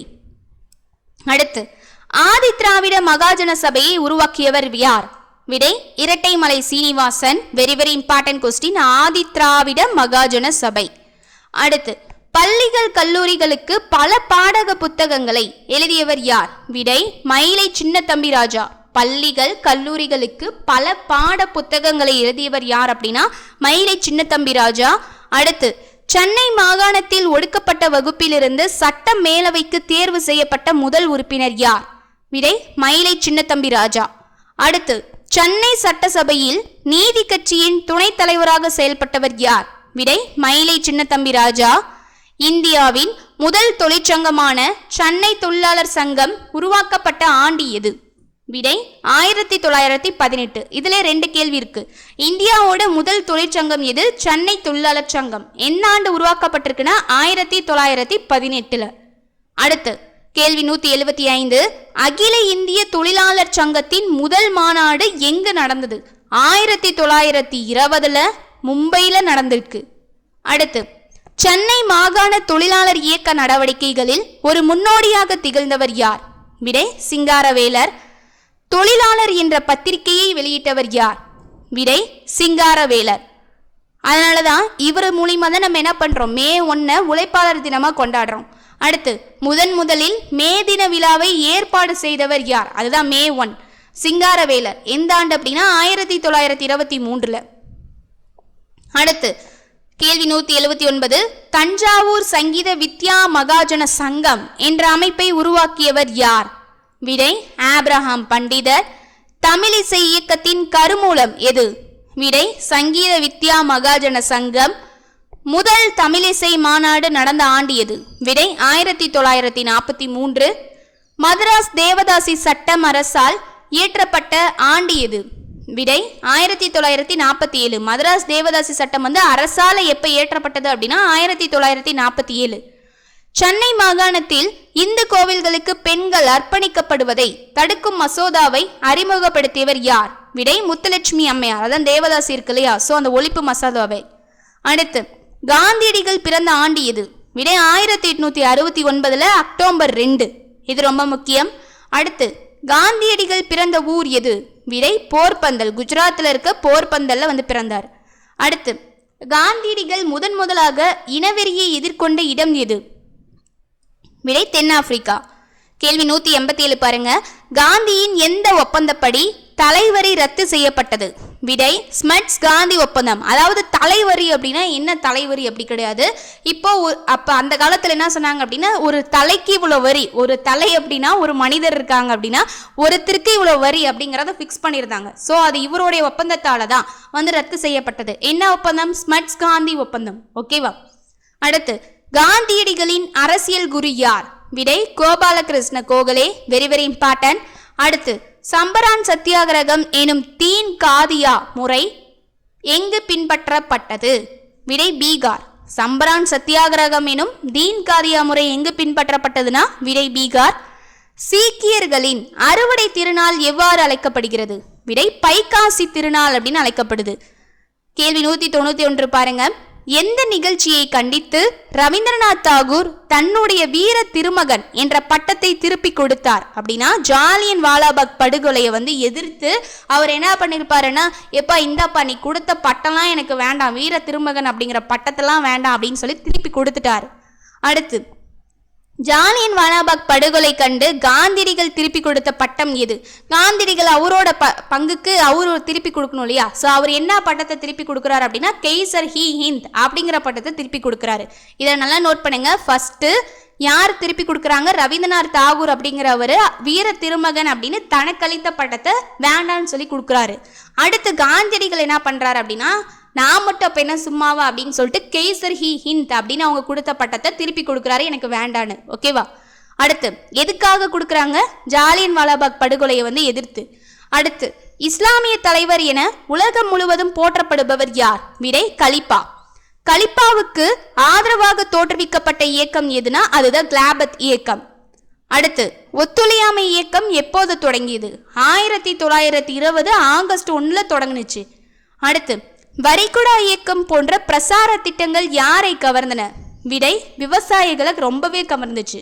அடுத்து வரிகுடா இயக்கத்தை காந்தியடிகள் அறிவித்த ஆண்டு எது? விடை 1922. சுயராஜ்ய கட்சி தொடங்கப்பட்ட ஆண்டு. விடை 1923. சைமன் குழுவின் அறிக்கை எவ்வாறு அழைக்கப்பட்டது? விடை நேரு அறிக்கை அப்படின்னு அழைக்கப்பட்டது. இது ரெண்டும் முக்கியம் பாருங்க. வரிகுடா இயக்கம் அப்படிங்கிறது 1922, சுயராஜ்ய கட்சி 1923. அடுத்து கேள்வி 200. காந்தியடிகள் தண்டி யாத்திரையை எங்கு இருந்து தொடங்கினார்? விடை பாத்தீங்கன்னா சபர்மதி ஆசிரமத்துல. ஓகேவா? 1930 தொடங்கியிருக்காரு. எத்தனை பேருடன் அப்படின்னா 78 பேரோட சேர்ந்து தொடங்கியிருக்காரு. காந்தியடிகள் தண்டி யாத்திரை எங்கிருந்து தொடங்கியிருக்காரு? சபர்மதி ஆசிரமத்திலிருந்து தொடங்கியிருக்காரு. எந்த ஆண்டு? 1930. 78 பேரோட ஃபர்ஸ்ட் ஸ்டார்ட் பண்ணியிருக்காரு. ஓகேவா? கேள்வி 201 பாருங்க. செஞ்சட்டைகள் என்று அழைக்கப்பட்ட எடை கிட்மட்கர் இயக்கத்தை நடத்தியவர்கள் யார்? விடை கான் அப்துல் காபர் கான். ஓகேவா? ஸோ இந்த கான் தான் என்ன பண்ணியிருக்காரு? எடை கிட்மட்கர் அப்படிங்கிற இயக்கத்தை நடத்தியிருக்காங்க. அடுத்து காந்தி இர்வின் ஒப்பந்தம் ஏற்படுத்தப்பட்ட ஆண்டு எது? விடை 1931. அடுத்து வகுப்பு வாரி ஒதுக்கீடு அறிவித்தவர் யார்? விடை ராம்சே மெக் டொனால்டு. எந்த ஆண்டு? 1932. ரொம்ப முக்கியம். அடுத்து காந்தியடிகள் மற்றும் அம்பேத்கருக்கு இடையே போடப்பட்ட ஒப்பந்தம் எது? விடை பூனா ஒப்பந்தம். அடுத்து கேள்வி 205. கோயில் நுழைவு போராட்டம் அனுசரிக்கப்பட்ட நாள் எது? விடை 1933 ஜனவரி 8ஆம் நாள். அடுத்து கேள்வி பாருங்க 206. இந்திய பொதுவுடைமை கட்சி அதாவது கம்யூனிஸ்ட் கட்சி இருக்கு இல்லையா, தொடங்கப்பட்ட ஆண்டு? விடை 1917. ரஷ்ய புரட்சியால ஈர்க்கப்பட்டு தொடங்கப்பட்டிருக்கு. இந்திய பொதுவுடைமை கட்சி அப்படின்னு கேட்கலாம், அல்லது இந்திய கம்யூனிஸ்ட் கட்சி அப்படின்னு கேட்கலாம். ரெண்டுமே ஒண்ணுதான். அடுத்து இந்திய பொதுவுடைமை கட்சி எங்கு தொடங்கப்பட்டது? உஸ்பெகிஸ்தான் அதாவது தாஸ்கண்ட்ல தொடங்கப்பட்டது. அடுத்து அகில இந்திய தொழிலாளர் மற்றும் விவசாயிகளின் கட்சி நிறுவப்பட்ட ஆண்டு எது? விடை 1928. காங்கிரஸ் சமதர்ம கட்சி அதாவது சோசலிச கட்சி உருவான ஆண்டு எது? விடை 1934. அடுத்து ஃபார்வர்டு பிளாக் கட்சியை தொடங்கியவர் யார்? விடை சுபாஷ் சந்திர போஸ். அடுத்து பிரிட்டிஷ் அரசு இந்திய தேசிய ராணுவ அதிகாரிகளை கைது செய்து எங்கு அடைத்து வைத்தது? விடை செங்கோட்டையில். பம்பாயில் ராயல் இந்திய கடற்படை கிளர்ச்சி செய்த ஆண்டு எது? விடை 1946. வேவல் திட்டம் அறிவிக்கப்பட்ட ஆண்டு எது? விடை 1945 ஜூன் 14. ஓகேவா? அடுத்து இந்தியாவுக்கு அரசு பிரதிநிதியாக அனுப்பப்பட்டவர் யார்? விடை மவுண்ட் பேட்டன் பிரபு. அடுத்து மவுண்ட் பேட்டன் திட்டம் அறிவிக்கப்பட்ட ஆண்டு எது? விடை 1947. அடுத்து மொழியியல் அடிப்படையில் மாநிலங்கள் மறுசீரமைப்பு செய்யப்பட்ட ஆண்டு எது? விடை 1956. Very very important. Mountbatten திட்டம் எப்போ அறிவிக்கப்பட்டுச்சுன்னா 1947. அடுத்து மொழியியல் அடிப்படையில் மாநிலங்கள் மறுசீரமைப்பு செய்யப்பட்ட ஆண்டு எது அப்படின்னா 1956 மறுசீரமைப்பு செஞ்சிருக்காங்க. ஓகேவா? ஓகே, இப்போ நம்ம ஹிஸ்ட்ரி பார்த்தோம். ஓகேவா? இதுலேயே பார்த்தீங்கன்னா ஐஎன்எம் ரிலேட்டடாகவும் யூனிட் 8 ரிலேட்டடாகவும் அந்த லெசன்ஸ் கவர் ஆகிருச்சு. ஓகேவா? அடுத்து ஜாகிரபி பார்க்கலாம். தமிழ்நாட்டோட கிழக்கு கோடி எது அப்படின்னா கோடியக்கரை. மேற்கு கோடி எது அப்படின்னா ஆனைமலை. வடக்கு கோடி எது அப்படின்னா பழவேற்காடு. தென்கோடி எது அப்படின்னா கன்னியாகுமரி. ஓகேவா? அதாவது தமிழ்நாட்டோட கிழக்கு கோடி, மேற்கு கோடி, வடக்கு கோடி, தென்கோடி அப்படிங்கிறத பார்க்குறோம். ஓகேவா? இந்த ஜாகிரபி தான் நம்மளுக்கு குரூப் 4ல ரொம்ப ரொம்ப இம்பார்ட்டன்ட் 10th ஜாகிரபி. ஸோ நல்லா எண்ட் வரைக்கும் பாருங்க. அடுத்து இந்தியாவின் 3வது நீளமான கடற்கரையை கொண்ட மாநிலம் எது? விடை தமிழ்நாடு. தீபகற்ப பீடபூமி எனப்படும் தக்கான பீடபூமி எங்குள்ளது? விடை தமிழ்நாடு. தீபகற்ப பீடபூமி அப்படிங்கிற தக்கான பீடபூமி எங்க இருக்கு அப்படின்னா தமிழ்நாட்டில் இருக்கு. ஸோ அடுத்து கோண்ட்வானா நிலப்பகுதியில் இருந்து உருவான நிலப்பகுதி எது? விடை தீபகற்ப பீடபூமி. பழனிமலையின் உயரமான சிகரம் எது? விடை வந்தராவ். அணில் சரணாலயம் எங்குள்ளது? விடை ஸ்ரீவில்லிபுத்தூர், விருதுநகர்ல இருக்கு. அடுத்து தொடர்ச்சி பெற்ற குன்றுகளை கொண்ட மலைப்பகுதி எது? விடை கிழக்கு தொடர்ச்சி மலை. ஜவ்வாது மலையின் உயரமான சிகரம் எது? விடை மேல்பட்டு. நீல நிற சாம்பல் கிரானைட் பாறைகள் உள்ள மலை எது? விடை ஜவ்வாது மலை. காவலூர் வானவியல் தொலைநோக்கி மையம் எங்குள்ளது? விடை ஜவ்வாது மலை. கிழக்கு தொடர்ச்சி மலையின் முதல் பகுதியில் அமைந்துள்ள உயரமான சிகரம் எது? விடை சோலைக்காடு. கொல்லிமலை எங்குள்ளது? விடை நாமக்கல் மாவட்டத்தில் இருக்கு. அடுத்து சேர்வராயன் மலை எங்குள்ளது அப்படின்னா சேலம். மலை பீடபூமிகள் அதிகம் காணப்படும் இடம் எது? விடை நீலகிரி. ஓகேவா, மலை பீடபூமிகள் இருக்கிறதுல எங்க அதிகம் இருக்கு அப்படின்னா நீலகிரியில. அடுத்து மதுரை பீடபூமி எங்குள்ளது அப்படின்னா மதுரையில தான் இருக்கு. தமிழ்நாட்டின் உயிர் நாடிகள் என அழைக்கப்படுவது எது அப்படின்னா ஆறுகள். ஸ்டான்லி நீர்த்தேக்கம் எது அப்படின்னா மேட்டூர் அணை இருக்கு இல்லையா, அதுதான் ஸ்டான்லி நீர்த்தேக்கம் அப்படின்னு சொல்றாங்க.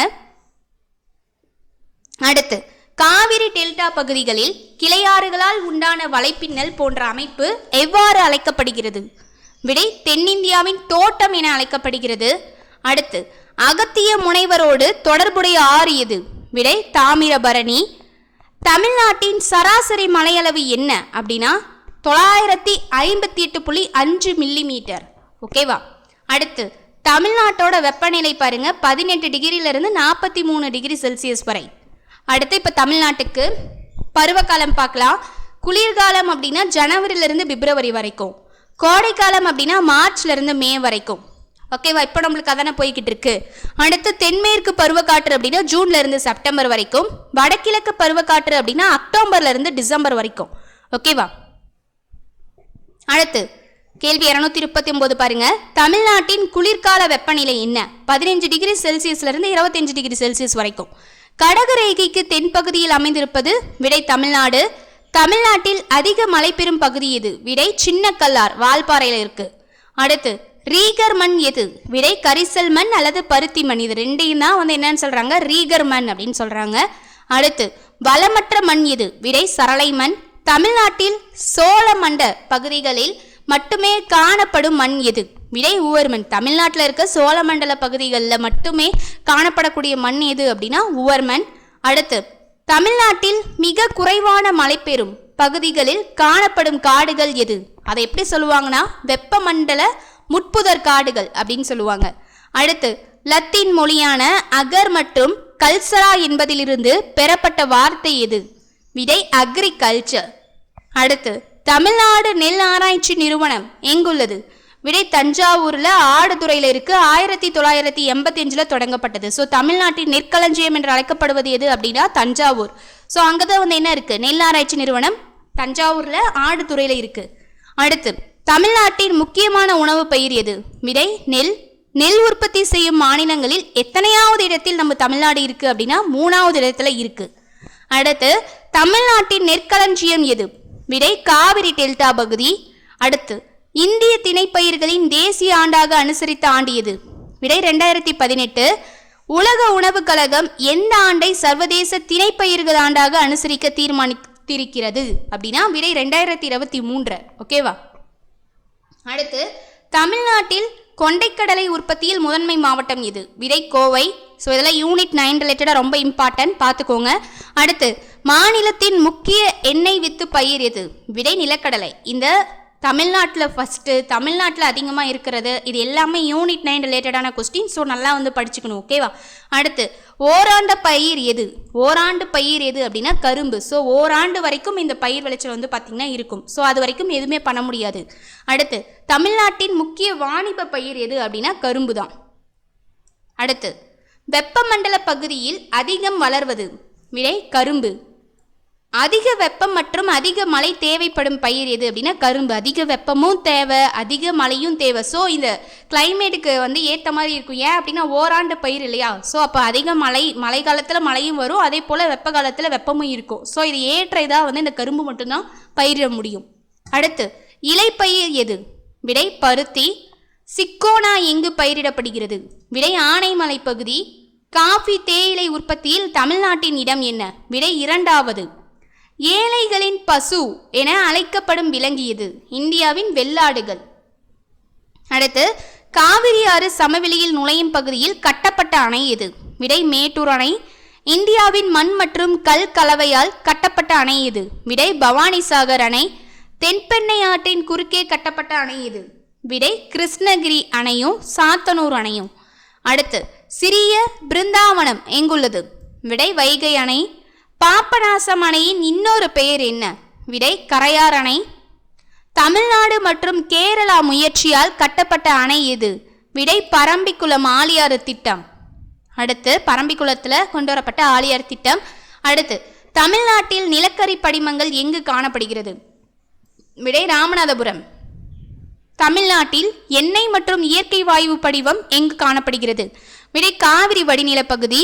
அடுத்து மேக்னடைட் தாது எங்கு கிடைக்கிறது? விடை சேலம். அடுத்து இல்மனைட் மற்றும் ரூட்டைல் எங்கு அதிகம் கிடைக்கிறது? விடை கன்னியாகுமரி கடற்கரையில் கிடைக்குது. அடுத்து கேள்வி 273. இந்தியாவின் ஜவுளி உற்பத்தியில் தமிழ்நாட்டின் பங்கு எவ்வளவு? விடை 30%. கைத்தறி, விசைத்தறி, ஆயத்த ஆடைகளின் விற்பனைக்கு புகழ்பெற்ற ஊர் எது? விடை ஈரோடு. நல்லா நோட் பண்ணிக்கோங்க. கைத்தறி, விசைத்தறி, ஆயத்த ஆடை. அடுத்து கோவை, திருப்பூர், ஈரோடு மாவட்டங்கள் எவ்வாறு அழைக்கப்படுகின்றன? விடை தமிழ்நாட்டின் ஜவுளி பள்ளத்தாக்கு என்று அழைக்கப்படுகிறது. அடுத்து தமிழ்நாட்டின் நெசவு தலைநகரம் எது அப்படின்னா விடை கரூர். தனித்தன்மை, தரம், பாரம்பரிய மதிப்பு ஆகியவற்றால் உலகம் முழுவதும் அறியப்படுவது? விடை காஞ்சிபுரம் பட்டு. அடுத்து நாட்டின் பட்டு உற்பத்தியில் தமிழ்நாட்டின் நிலை என்ன? விடை 4வது இடம். அடுத்து செயற்கை பட்டு உற்பத்தி செய்யும் மாவட்டம்? விடை ராமநாதபுரம். அடுத்து கேள்வி 280 பாருங்க. தமிழக அரசு செய்தித்தாள் மற்றும் காகித நிறுவனம் எங்குள்ளது அப்படின்னா விடை கரூர். எப்போ இது பண்ணப்பட்டது இந்த நிறுவனம் அப்படின்னா 1979 தொடங்கப்பட்டிருக்கு. அடுத்து ஒரு குறிப்பிட்ட புவியியல் பிரதேசத்தில் தயாரிக்கப்படும் பொருட்களின் மீது பயன்படுத்தப்படும் குறியீடு எது அப்படின்னா புவியியல் குறியீடு அப்படின்னு சொல்லுவாங்க. அடுத்து கேள்வி 282. உற்பத்தி செய்யும் உரிமையாளர்களுக்கு உரிமைகள் மற்றும் பாதுகாப்பை வழங்குவது எது அப்படின்னா விடை புவியியல் குறியீடு. ஓகேவா? ஸோ ஒவ்வொரு இடத்துலையும் ஒவ்வொரு இதுக்கும் ஒரு குறியீடு கொடுத்துருப்பாங்க இல்லையா, புவியியல் குறியீடு. ஸோ அது எந்தெந்த இடத்துக்கு எதுக்காக கொடுத்துருக்காங்க அப்படின்னு சொல்லி பார்க்கலாம். பாருங்க, புவியியல் குறியீடு சிறுமலையில் பார்த்தீங்கன்னா மலை வாழைக்காக கொடுத்துருக்காங்க. ஓகேவா? அந்த கிராமத்தில். அடுத்து மகாபலிபுரத்தில் பார்த்தீங்கன்னா சிற்பங்களுக்காக புவியியல் குறியீடு கொடுக்கப்பட்டது. நீலகிரியில் பாரம்பரிய பூத்தையல், நாச்சியார் கோயில் அப்படிங்கிறது குத்துவிளக்குக்காக, பவானி அப்படின்னா போர்வைகள், அடுத்து தஞ்சாவூர் வீணை, நாகர்கோவிலுக்கு கோயில் நகைகளுக்காக புவியியல் குறியீடு கொடுக்கப்பட்டது. அடுத்து ஈரோடு மஞ்சள், சேலம் அப்படின்னா வெண்பட்டு. ஓகேவா? ஸோ சேலம் பட்டு அப்படின்னு சொல்லுவாங்க.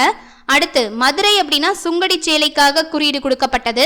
பத்தமடை அப்படின்னா பாய். ஸோ இது எல்லாமே இந்த ரீசனுக்காக இந்த இடத்துக்கு புவியியல் குறியீடு கொடுக்கப்பட்டது. அடுத்து சிமெண்ட் உற்பத்தியில் உலகில் எத்தனையாவது இடம் இந்தியாவிற்கு? விடை 2வது இடம். அடுத்து கற்கலன் குழாய் அலகு எங்குள்ளது? விடை விருத்தாச்சலம். கல்நார் சிமெண்ட் அட்டை அலகு எங்குள்ளது? விடை ஆலங்குளம். தமிழ் சுற்றுலாத்துறையை ஊக்குவிப்பது? விடை தமிழ்நாடு சுற்றுலா மேம்பாட்டுக் கழகம். 1000 ஆண்டுகளுக்கு இணையாக உள்ள பெண்களின் எண்ணிக்கை என்பது என்ன?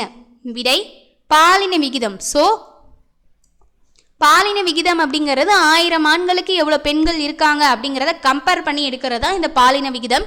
இப்போ பாருங்க, 2011ஆம் ஆண்டு கணக்கெடுப்பின்படி தமிழ்நாட்டின் மக்கள் அடர்த்தி எவ்வளோ அப்படின்னா 555. இது யூனிட் 9 ரிலேட்டடாக இந்த பாயிண்ட்ஸ் எல்லாம் ரொம்ப முக்கியம் இப்போ பார்க்குறதுல இருந்து. ஸோ நல்லா நோட் பண்ணிக்கோங்க. அடுத்து 2011 கணக்கெடுப்பின்படி தமிழக கல்வியறிவு விகிதம் எவ்வளவா இருந்திருக்கு அப்படின்னா 80.9%. அடுத்து தமிழ்நாட்டின் மிக நீளமான தேசிய நெடுஞ்சாலை எண் எது? விடை 44, NH44. அடுத்து தமிழ்நாட்டின் மிக குறைந்த தேசிய நெடுஞ்சாலை எது அப்படின்னா மதுரை நத்தம் சாலை, நெடுஞ்சாலை எண் 785. இதுதான் பார்த்தீங்கன்னா மிக குறைந்த தேசிய நெடுஞ்சாலை அப்படின்னு சொல்லப்படுது. அடுத்து தெற்கு ரயில்வேயின் தலைமையகம் எங்குள்ளது? விடை சென்னை. தமிழ்நாட்டில் எத்தனை சர்வதேச விமான நிலையங்கள் உள்ளன? 4 இருக்கு. அடுத்து உள்நாட்டு விமான நிலையங்கள் எவை அப்படின்னா சேலமும் தூத்துக்குடியும். இதுதான் உள்நாட்டு விமான நிலையங்கள். அடுத்து இடைநிலை துறைமுகம் எங்குள்ளது அப்படின்னா விடை நாகை. அடுத்து கம்யூனிகேர் என்றால் என்ன? விடை பகிர்தல். அடுத்து மண்டலம் பார்க்கலாம். மேற்கு மண்டலம் அப்படிங்கிறது கோவையில் இருக்கு. மத்திய மண்டலம் அப்படிங்கிறது திருச்சி. தெற்கு மண்டலம் அப்படிங்கிறது மதுரை. அடுத்து இந்தியாவின் பட்டாசு உற்பத்தியின் தலைநகர் எது? விடை பார்த்தீங்கன்னா சிவகாசி. இதை தான் குட்டி ஜப்பான் அப்படின்னு சொல்லி நேரு அவர்கள் சொல்லியிருப்பாரு. அடுத்து இந்தியாவில் சாலை விபத்துகளின் முதல் மாநிலம் எது அப்படின்னா தமிழ்நாடு. சாலை விபத்து, ஓகேவா, ரோடு ஆக்சிடென்ட்லேயே ஃபர்ஸ்ட் இது இருக்கிற பெருமை எதுக்கு சேரும் அப்படின்னா தமிழ்நாட்டுக்கு தான். ஓகேவா? அடுத்து பேரிடர் அவசர கால தொலைபேசி எண் எது அப்படின்னா 1077. இந்தியாவையும் இலங்கையையும் பிரிப்பது எது? விடை ரொம்ப ரொம்ப இம்பார்ட்டன்ட், பார்த்துக்கோங்க. பாக் நீர்சந்தி, இதுதான் இந்தியாவையும் இலங்கையும் பிரிக்கக்கூடிய நீர்சந்தி. அடுத்து 10 தீர்க்க கோட்டை கடக்க எடுத்துக்கொள்ளும் நேரம் என்ன? விடை 4 நிமிடம். அதாவது 10 டிகிரி தீர்க்க கோட்டை வந்துட்டு கடக்க எடுத்துக்கொள்ளக்கூடிய நேரம் வந்து பார்த்தீங்கன்னா 4 நிமிடம். அடுத்து ஆந்திராவின் தலைநகர் எது? விடை அமராவதி நகர். இந்தியாவின் வடமுனை எது அப்படின்னா விடை இந்திராகோல், காஷ்மீர்ல இருக்கு. அடுத்து இந்தியாவின் மேற்கு முனை, விடை குஜராத். இந்தியாவின் கிழக்கு முனை அப்படின்னா அருணாச்சல பிரதேசத்தை சொல்லுவாங்க. அடுத்து பிக்மெலியன் என்றால் என்ன? விடை இந்திராமுனை அப்படின்னு சொல்லி தான் இருந்துச்சு. பிக்மெலியன் அப்படிங்கிறது இந்திராமுனை அப்படிங்கிறதுக்கான பொருளா இருந்துச்சு. அடுத்து வடக்கு மலை எனப்படுவது எது? விடை இமயமலை. உலகின் இளமையான மற்றும் மிக உயரமான மலைத்தொடர்கள் எது? விடை இமயமலை தொடர். உலகின் உரை எது? விடை பாமீர் முடிச்சு. இமாலயா என்ற சமஸ்கிருத சொல்லின் பொருள் என்ன? விடை பனி உறைவிடம். மத்திய ஆசியாவின் உயரமான மலைத்தொடரையும் இமயமலையையும் இணைக்கும் பகுதி எது? விடை பாமீர் முடிச்சு. Very very important. அடுத்து திபெத்தியன் இமயமலை அல்லது மேற்கு இமயமலை எனப்படுவது எது? விடை டிரான்ஸ் இமயமலை பகுதி. இதுதான் திபெத்தியன் இமயமலை அல்லது மேற்கு இமயமலை அப்படின்னு சொல்லி சொல்றாங்க. ஓகேவா? அடுத்து டெர்சிபரரி கிரானைட் எங்குள்ளது? விடை டிரான்ஸ் இமயமலை. அடுத்து கடலடி உயிரின படிமங்களை கொண்ட டெர்சிபரி கிரானைட் பாறை எங்குள்ளது அப்படின்னா டிரான்ஸ் இமயமலை பகுதியில் தான் இருக்கு. அடுத்து எப்போதும் பனியால் சூழப்பட்ட மலை எது? விடை பெரிய இமயமலை அல்லது இமாத்ரி மலை அப்படின்னு சொல்லுவாங்க. ஓகேவா? பெரிய இமயமலைனா அதோட பேர் தான் இமாத்ரி மலை. அடுத்து எவரெஸ்ட் சிகரம் எங்க இருக்கு அப்படின்னா நேபாளத்துல இருக்கு. அடுத்து கஞ்சன்ஜங்கா எங்கு உள்ளது? விடை இந்தியாவில் இருக்கு. அடுத்து பாகிஸ்தானையும் ஆப்கானிஸ்தானையும் இணைக்கும் கணவாய் எது? விடை கைபர் கணவாய். Very very important. பாகிஸ்தானையும் ஆப்கானிஸ்தானையும் இணைக்கக்கூடிய கணவாய் எது அப்படின்னா கைபர் கணவாய். அடுத்து பாகிஸ்தானில் உள்ள கணவாய் எது அப்படின்னா விடை போலன் கணவாய். தென்மேற்கு பருவக்காற்றை எடுத்து வட இந்திய பகுதிக்கு கனமழையை கொடுப்பது எது? விடை இமயமலை. அடுத்து வற்றாத நதிகளின் பிறப்பிட மலை எது? விடை இமயமலை. மேட்டு நில வண்டல் படிவுகளை கொண்ட நிலத்தோற்றம் எது? விடை பாஸ்கர். அடுத்து அதிகப்படியான ஈரப்பதம் கொண்ட பகுதி எது? விடை தராய். இமயமலை ஆறுகளால் படிய வைக்கப்பட்ட பெரும் மலைகள் கொண்ட சமவெளி எது? விடை பாபர் சமவெளி. ஓகேவா? இமயமலை ஆறுகளால படிய வைக்கப்பட்ட பெரும் மலைகள் கொண்ட சமவெளி எதுனா பாபர் சமவெளி. அடுத்து வண்டல் சமவெளியில் உயர்நிலப்பகுதி எவ்வாறு அழைக்கப்படுகிறது? நல்லா நோட் பண்ணுங்க. உயர்நிலப்பகுதி விடை சார்ஸ். சதுப்பு நிலப்பகுதி எவ்வாறு அழைக்கப்படுது வண்டல் சமவெளியிலனா பில்ஸ். அடுத்து தீபகற்ப பீடபூமியை இரு பெரும் பகுதியாக பிரிப்பது எது? விடை நர்மதை ஆறு. ஆரவல்லி மலைத்தொடரின் மிக உயரமான சிகரம் எது? விடை குருசிகார். ஆரவல்லி மலைத்தொடரோட மிக உயரமான சிகரம் எது அப்படின்னா குருசிகார். அடுத்து மேற்கு பகுதியில் உள்ள மத்திய உயர்நிலங்கள் எவ்வாறு அழைக்கப்படுகிறது? விடை மாலவ பீடபூமி. மத்திய உயர்நிலங்களின் வடகிழக்கு பகுதியில் அமைந்துள்ள பீடபூமி எது? விடை சோட்டா நாக்புரி பீடபூமி. அடுத்து கேள்வி 333. மாலவ பீடபூமியின் கிழக்கு தொடர் எவ்வாறு அழைக்கப்படுகிறது? விடை பண்டல்கன். தீபகற்ப பீடபூமியின் மேற்கு விளிம்பு பகுதியில் காணப்படும் மலை எது? விடை மேற்கு தொடர்ச்சி மலை. மேற்கு தொடர்ச்சி மலையின் வடபகுதி எவ்வாறு அழைக்கப்படுகிறது அப்படின்னா சாயத்ரி. மேற்கு கடற்கரைக்கு இணையாக செல்லும் மலைத்தொடர் எது? விடை மேற்கு தொடர்ச்சி மலை. கொடைக்கானல் எந்த மலையில் உள்ளது? விடை பழனிமலை. பூர்வாத்ரி என அழைக்கப்படும் மலைத்தொடர் எது? Very very important. விடை கிழக்கு தொடர்ச்சி மலைத்தொடர். மேற்கு மற்றும் கிழக்கு தொடர்ச்சி மலைகள் எங்கு இணைகின்றன? விடை நீலகிரி மலை. இந்தியாவின் பெரிய பாலைவனம் எது? விடை தார் பாலைவனம். மேற்கு கடற்கரை சமவெளியில் அமைந்துள்ள ஏரி எது? விடை வேம்பநாடு. மேற்கு கடற்கரையின் வடபகுதி எவ்வாறு அழைக்கப்படுகிறது? விடை கொங்கண கடற்கரை. அடுத்து மேற்கு கடற்கரையின் மத்திய பகுதி எது? விடை கனரா கடற்கரை. மேற்கு கடற்கரையின் தென் பகுதி எது அப்படின்னு கேட்டாங்கன்னா மலர்பார் கடற்கரை. அடுத்து மேற்கு கடற்கரை சமவெளி எங்குள்ளது? விடை பார்த்தீங்கன்னா மேற்கு தொடர்ச்சி மலை மற்றும் அரபிக்கடலுக்கு இடையில இருக்கு.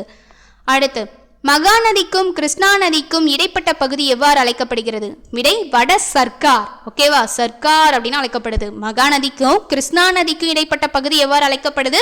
வட சர்க்கார். அடுத்து கிருஷ்ணா மற்றும் காவிரிக்கு என்ன பெயர்? சோழமண்டல கடற்கரை.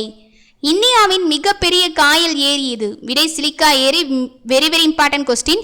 இந்தியாவோட மிகப்பெரிய காயல் ஏரி எது அப்படின்னு கேட்டாக்க சிலிக்கா ஏரி. தமிழ்நாடு மற்றும் ஆந்திராவிற்கு இடையே உள்ள ஏரி எது? விடை பழவேற்காடு ஏரி, புலிக்காட்டில் இருக்கு.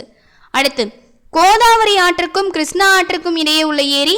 விடை கொல்லேரி ஏரி. முருகை பாறைகளால் உருவான தீவுகள் எது? விடை லட்சத்தீவுகள். இந்தியாவில் உள்ள ஒரே செயல்படும் எரிமலை எது? விடை பாரன் தீவு, அந்தமான் நிக்கோபர்ல இருக்கு. அடுத்து நிக்கோபரின் தென்கோடி முனை எவ்வாறு அழைக்கப்படுகிறது? விடை இந்திரா முனை. அந்தமான் நிக்கோபரின் நிர்வாக தலைநகரம் எது? விடை போர்ட் பிளேயர். லட்சத்தீவுகளின் நிர்வாக தலைநகரம் எது? விடை கவாரட்டி. அடுத்து லட்சத்தீவு கூட்டங்களை மாலத்தீவில் இருந்து பிரிப்பது எது? விடை 8 டிகிரி கால்வாய். Very very important question. லட்சத்தீவு கூட்டங்களை மாலத்தீவுல இருந்து பிரிச்சு விடுறது எது? 8 டிகிரி கால்வாய். அடுத்து மனிதர்கள் வசிக்காத பித்தீவு பறவைகள் சரணாலயம் எங்குள்ளது? விடை லட்சத்தீவுல தான் இருக்கு. அடுத்து கைலாஸ் மலைத்தொடர் எங்குள்ளது? விடை திபெத். சிந்து நதியின் மிகப்பெரிய துணையாறு எது? விடை Chenab. Very very important question. ஓகேவா? அடுத்து சாஸ்போ என்றால் என்ன பொருள்? விடை தூய்மை. சாஸ்போ என அழைக்கப்படும் பகுதி எது? விடை திபெத். வங்கதேசத்தின் ஜமுனா என்பது என்ன? விடை பிரம்மபுத்திரா ஆறு. ஓகேவா? பிரம்மபுத்திரா ஆறு வங்கதேசத்துல என்ன பெயரால் அழைக்கப்படுது அப்படின்னு கேட்ட ஜமுனா. ஓகேவா? அடுத்து தீபகற்ப இந்தியாவின் மிக நீளமான ஆறு எது? விடை கோதாவரி. விருத்த கங்கா என அழைக்கப்படும் ஆறு எது? விடை கோதாவரி. தீபகற்ப இந்தியாவில் 2வது பெரிய நதி எது அப்படின்னு கேட்டா விடை கிருஷ்ணா நதி. அடுத்து தென்னிந்தியாவின் கங்கை எது? விடை காவேரி. மேற்கு நோக்கி பாயும் ஆறுகளில் மிக நீளமான ஆறு எது அப்படின்னு கேட்டா நர்மதை. மேற்கு நோக்கி பாயும் ஆறுகளில் நர்மதை, தபதி இது எல்லாமே இருக்கு இல்லையா? ஸோ அதுலயே மிக நீளமான ஆறு எதுன்னு கேட்டா நர்மதை தான். அடுத்து சமச்சீர் காலநிலை என்பது என்ன? விடை பிரிட்டிஷ் காலநிலை என்பது பொருள். அடுத்து புவிப்பரப்பிற்கு உயரே செல்ல செல்ல வளிமண்டலத்தில் ஒவ்வொரு 1000 மீட்டர் உயரத்திற்கும் 6.5 டிகிரி வெப்பநிலை குறைகிறது. இதற்கு என்ன பெயர் அப்படின்னா இயல்பு வெப்ப வீழ்ச்சி. இப்ப புவிப்பரப்புல இருந்து மேல போக போக வளிமண்டலத்துல ஒவ்வொரு 1000 மீட்டர் உயரத்துக்கும் எவ்வளவு குறையுது வெப்பநிலை அப்படின்னா 6.5 டிகிரி வெப்பநிலை குறையுது. இது என்னன்னு சொல்றாங்கன்னா இயல்பான வெப்ப வீழ்ச்சி அப்படின்னு சொல்றாங்க. ஓகேவா? கீழ இருந்து மேல போக போக அந்த வெப்பநிலை குறையிறது அப்படிங்கிறது இயல்பான விஷயம்தான். ஸோ அதுதான் இயல்பு வெப்ப வீழ்ச்சி அப்படின்னு சொல்றாங்க. அடுத்து ஒரு குறிப்பிட்ட இடத்தில் உள்ள வளிமண்டலத்தின் தன்மையை குறிப்பது எது? விடை வானிலை. இதெல்லாம் நோட் பண்ணணும். குறிப்பிட்ட இடத்தில் உள்ள வளிமண்டலத்தின் தன்மை. அடுத்து வளிமண்டலத்தில் உயர் அடுக்குகளில் குறுகிய பகுதிகளில் வேகமாக நகரும் காற்றுகள் எவ்வாறு அழைக்கப்படுகிறது? விடை ஜெட் காற்றுகள். மௌசிம் என்ற அரபு சொல்லிலிருந்து பெறப்பட்ட சொல்? விடை மான்சூன். ஓகேவா? மௌசிம் என்ற அரபு சொல். மான்சூன் என்பதன் பொருள் என்ன அப்படின்னா விடை பருவகாலம். பூமியிலேயே வறண்ட பகுதி எது அப்படின்னா விடை அடகாமா பாலைவனம். கேரளா மற்றும் கர்நாடகா கடற்கரை பகுதிகளில் விளையும் மாங்காய்கள் விரைவில் முதிர்வதற்கு காரணமான மலை எது அப்படின்னா மாஞ்சாரல் மலை. எந்த பகுதிகளில் விளையும் மாங்காய்களுக்கு? கேரளா மற்றும் கர்நாடகா. இது வெரி வெரி இம்பார்ட்டன்ட். மாஞ்சாரல் மலை எந்த பகுதிகளில் விளையக்கூடிய மாங்காய்கள் வேகமாக முதிர்வதற்கு காரணமாக இருக்கு அப்படின்னா கேரளா மற்றும் கர்நாடகா கடற்கரை பகுதி. ரொம்ப ரொம்ப இம்பார்ட்டன்ட். அடுத்து ஏப்ரல் மற்றும் மே மாதங்களில் வடமேற்கு திசையிலிருந்து வீசும் தலக்காற்று எவ்வாறு அழைக்கப்படுகிறது? விடை நார்வெஸ்டர் அப்படின்னு அழைக்கப்படுது, அல்லது கால் பைகாசி அப்படின்னு சொல்லுவாங்க. அதுக்கு இன்னொரு பெயர் இருக்கு, அதுதான் கால் பைகாசி. ஓகேவா? அடுத்து பாருங்க, தென்மேற்கு பருவக்காற்றின் இடி மின்னலுடன் கூடிய துவக்கம் எவ்வாறு அழைக்கப்படுகிறது? விடை பருவமழை வெடிப்பு என அழைக்கப்படுகிறது. பாலைவன மற்றும் அரை பாலைவன தாவரங்கள் உள்ள காடுகள் எவ்வாறு அழைக்கப்படுகிறதுனா விடை முட்புதர் காடுகள். அடுத்து சிற்பைன் எனும் மரங்கள் எங்கு காணப்படுகின்றன? விடை மேற்கு இமயமலை காடுகள். ஊசி இலை மரங்கள் காணப்படும் காடுகள் எது அப்படின்னா விடை அல்பைன் காடுகள். Very very important. ஊசி இலை மரங்கள் எங்க காணப்படுது? எந்த காடுனா அல்பைன் காடுகள். மாங்க்ரோவ் காடுகள், சதுப்பு நிலங்கள், டெல்டா காடுகள் எனப்படுவது எது? விடை ஓதலை காடுகள். ஆந்திர மற்றும் ஹரியானாவிற்கும் பஞ்சாபிற்கும் மாநில விலங்கு எது? கலைமான். ஆந்திரா, ஹரியானா, பஞ்சாப் இது மூணுக்குமே மாநில விலங்கா இருக்கக்கூடியது கலைமான். புலிகால் பாதுகாப்பு திட்டம் தொடங்கப்பட்ட ஆண்டு? விடை 1973. கஞ்சன்ஜங்கா எங்க இருக்கு? சிக்கிம் மாநிலத்துல இருக்கு. வெளிர் நிறமுடைய மணற்பாங்கான வண்டல் மண் பகுதி எவ்வாறு அழைக்கப்படுகிறது? விடை காதர். வெளிர் நிறமுடைய மணற்பாங்கான வண்டல் மண் பகுதி எவ்வாறு அழைக்கப்படுதுன்னா காதர். அடுத்து சுண்ணாம்பு மற்றும் களிமண் பாங்கான பழைய வண்டல் படிவுகள் எவ்வாறு அழைக்கப்படுதுன்னா பாங்கர் அப்படின்னு சொல்லி அழைக்கப்படுது. அடுத்து தக்கான பகுதியில் உள்ள பசால்ட் பாறைகளில் இருந்து உருவான மண் எது? விடை கரிசல் மண். தக்கான பகுதியில் உள்ள பசால்ட் பாறைகள்ல இருந்து உருவான மண் எது அப்படின்னா கரிசல் மண். அடுத்து டைட்டானியம், இரும்பு தாதுகள் அதிகம் உள்ள கருப்பு நிற மண் எது? விடை கரிசல் மண். டைட்டானியமும் இரும்பு தாதுகளும் இருக்கக்கூடிய கருப்பு மண் எது அப்படின்னா கரிசல் மண். அடுத்த கேள்வி 389. பழமையான படிக பாறைகளான கிரானைட், நைஸ் போன்ற பாறைகள் சிதையடைவதால் உருவாகும் மண் எது அப்படின்னா செம்மண். Very very important. கிரானைட்டும் நைஸும் இந்த பாறைகள் சிதைவடைவதால் உருவாகக்கூடிய மண்ணு தான் செம்மண். அடுத்து வெப்பம் மற்றும் குளிர் அடுத்தடுத்து நிகழும் போது மண் சுவரல் மூலம் உருவாகும் மண் எது? விடை சரளை மண். குறைந்தளவு நீரில் அதிக மகசூல் பெறுதல் மற்றும் தண்ணீர் பயன்பாட்டை மேம்படுத்த ஏற்படுத்தப்பட்ட திட்டம் எது? விடை பிரதான் மந்திரி கிருஷி சிஞ்சாய் யோஜனா. நோட் பண்ணிக்கோங்க, இந்த மாதிரி கொஸ்டின் கேட்கலாம். பிரதான் மந்திரி கிருஷி சிஞ்சாய் யோஜனா திட்டத்தின் நோக்கம் என்ன அப்படின்னு கேட்டாங்கன்னா குறைந்த அளவு நீர்ல அதிக மகசூல் பெறுவதற்காக இது பண்ணதுதான். அதே போல தண்ணீர் பயன்பாட்டை மேம்படுத்துறதுக்காக ஏற்படுத்தப்பட்ட திட்டம். ஓகேவா? ஸோ இது ரொம்ப முக்கியம். குறைந்த அளவு நீரில் அதிக மகசூல் பெறத்துக்காக ஏற்படுத்தப்பட்டது தான் இந்த திட்டம். அடுத்து உலகின் பெரிய புவியீர்ப்பு அணை இது? விடை பக்ரானங்கள். ஸோ புவியீர்ப்பு அணை இது ரொம்ப முக்கியம். அடுத்து உலகின் மிக நீளமான அணைன்னு கேட்டாங்கன்னா ஹிராகுட், ஒடிசால இருக்கு. உலகின் பெரிய புவி ஈர்ப்பு அணை அப்படின்னா பக்ரானங்கள். மிக நீளமான அணை அப்படின்னா ஹிராகுட், ஒடிசால இருக்கு. அடுத்து இந்தியாவின் பூர்வீக பயிர் எது? விடை நெல். ஒரு அயன மண்டல பயிர் எது? விடை நெல். இந்தியாவில் எந்த மாநிலம் அதிக நெல் உற்பத்தி செய்கிறது? விடை மேற்கு வங்காளம். அடுத்து இந்தியாவின் இரண்டாவது முக்கிய உணவு பயிர் என்ன அப்படின்னா கோதுமை. ஃபர்ஸ்ட் நெல், ரெண்டாவது கோதுமை. அடுத்து இந்தியாவின் மூன்றாவது முக்கிய பயிர் என்ன அப்படின்னா சோளம். அடுத்து சோளம் கம்பு பூர்வீகம் என்ன? எங்க அப்படின்னா ஆப்பிரிக்கா. சோளத்துக்கும் கம்புக்கும் அதோட பூர்வீகம் எங்க இருக்கு அப்படின்னா ஆப்பிரிக்காவில் இருக்கு. அடுத்து கம்பு அதிகம் பயிரிடப்படும் இடம் எது அப்படின்னா விடை ராஜஸ்தான். வெப்பமண்டல இலைப்பயிர் எது? விடை சணல். அடுத்து 402 பாருங்க. எண்ணெய் வித்துக்கள் உற்பத்தியில் முதலிடத்தில் உள்ளது எது? விடை குஜராத். நிழல் பகுதியில் வளரும் பயிர் எது? விடை காஃபி. கேரளாவில் ரப்பர் தோட்டம் உருவாக்கப்பட்ட ஆண்டு எது? விடை 1902 ரப்பர் தோட்டம் கேரளாவில் உருவாக்கப்பட்டிருக்கு. அடுத்து இந்தியாவில் நறுமண பொருட்கள் உற்பத்தியில் செய்யும் முக்கிய மாநிலம் எது? கேரளா. ஓகேவா? நறுமண பொருட்கள் உற்பத்தி செய்யக்கூடிய முக்கிய மாநிலம் எது அப்படின்னா கேரளா. இந்தியாவின் முதல் கால்நடை கணக்கெடுப்பு நடந்த ஆண்டு? விடை 1919 தான் இந்தியாவில் முதல் கால்நடை கணக்கெடுப்பு நடந்திருக்கு. அடுத்து கடைசியாக கால்நடை கணக்கெடுப்பு நடந்த ஆண்டு இந்தியாவில் எப்போ அப்படின்னா 2017. அடுத்து இந்தியாவின் கடற்கரையின் நீளம்? விடை பார்த்தீங்கன்னா 6100 கிலோமீட்டர். அடுத்து கேள்வி 409 பாருங்க. மின் உற்பத்தியில் முதல் நிலையில் உள்ள கடற்கரை மாநிலம் எது அப்படின்னா விடை Kerala. Very very important question. மின் உற்பத்தியில முதல் நிலையில உள்ள கடற்கரை மாநிலம் எது அப்படின்னா கேரளா. அடுத்து உள்நாட்டு மீன் பிடித்தலில் முதன்மை மாநிலம் எது? அதாவது நன்னீர் மீன் பிடிப்பு, நன்னீர்ல நல்ல நீர்ல செய்யறாங்க இல்லையா? ஸோ அதுக்கு பார்த்தீங்கன்னா ஆந்திரா தான் இருக்கு. அடுத்து ஒவ்வொரு புரட்சியும் எது எதுக்காக அப்படின்னு சொல்லி பார்க்கலாம். இதுல இருந்து கட்டாயம் ஒரு கேள்வி வரதுக்கு சான்ஸ் இருக்கு. ஸோ நல்லா நோட் பண்ணிக்கோங்க. மஞ்சள் புரட்சி அப்படிங்கிறது எதுக்காக அப்படின்னா எண்ணெய் வித்துக்களுக்காக, அதுவும் ஸ்பெசிஃபிக்கா கடுகு, சூரியகாந்திக்காக. அடுத்து நீல புரட்சி அப்படிங்கிறது மீன்கள் உற்பத்திக்காக. ஓகேவா? ஸோ மஞ்சள் புரட்சி எண்ணெய் அப்படிங்கிறது எப்படி இருக்கும்? மஞ்சள் கலர் கலந்த மாதிரி இருக்கும். ஸோ அப்போ மஞ்சள் புரட்சி அப்படிங்கிறது எண்ணெய் வித்துக்களுக்கு ஞாபகம் வச்சுக்கோங்க. நீல புரட்சி அப்படிங்கிறது மீன்கள் உற்பத்தி. மீன் எதில் இருக்கும்? தண்ணியில் இருக்கும். தண்ணி என்ன கலரில் இருக்கும்? நீல கலரில் இருக்கும். ஸோ அப்போ நீல புரட்சிங்கிறது மீன்கள் உற்பத்திக்கு.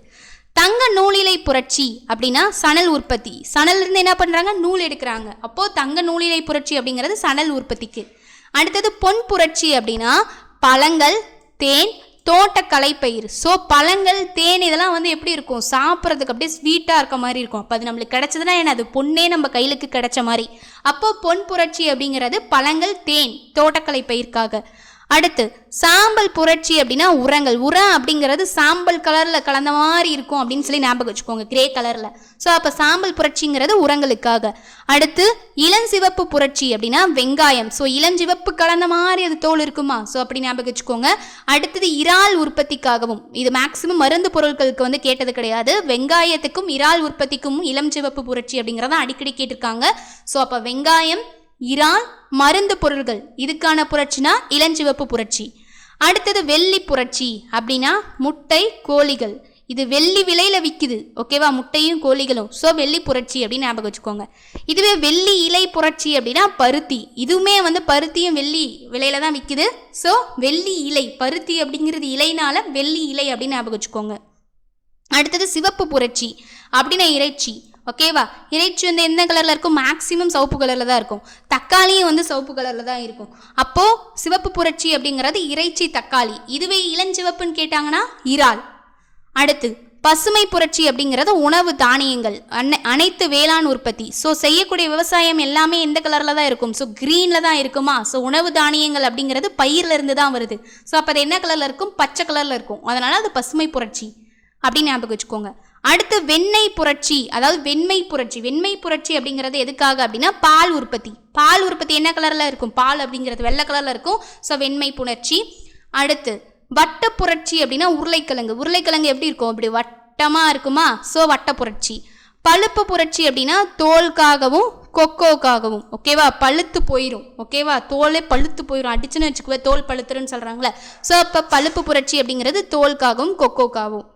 அடுத்து எளிதில் உடையும் தன்மை உடையது எது அப்படின்னா விடை மாங்கனீசு. அடுத்து இந்திய நிலவியல் கல ஆய்வு நிறுவனத்தின் தலைமையிடம் எங்குள்ளது அப்படின்னா விடை கொல்கத்தா. இரும்பு சாரா தொழில்நுட்ப மேம்பாடு மையம் எங்குள்ளது, விடை ஹைதராபாத்தில் இருக்கு. அடுத்து இந்திய சுரங்க பணியகம் எங்குள்ளது அப்படின்னா விடை நாக்பூர். இது லெசன் ஃபர்ஸ்ட்லேயே ஒரு டூயினோ கண்டென்ட்ல இதெல்லாம் கொடுத்துருப்பாங்க. ஸோ பார்த்துக்கோங்க. இந்த இரும்பு சாரா தொழில்நுட்ப மேம்பாட்டு மையம், அதே போல இந்திய நிலவியல் கல ஆய்வு நிறுவனத்தின் தலைமையிடம் இதுவும், இந்திய சுரங்க பணியகம் எங்குள்ளது நாக்பூர். இந்த 3 கொஸ்டினும் ஃபர்ஸ்ட் பேஜ்லேயே டூயினோ கண்டென்ட்ல கொடுத்துருப்பாங்க.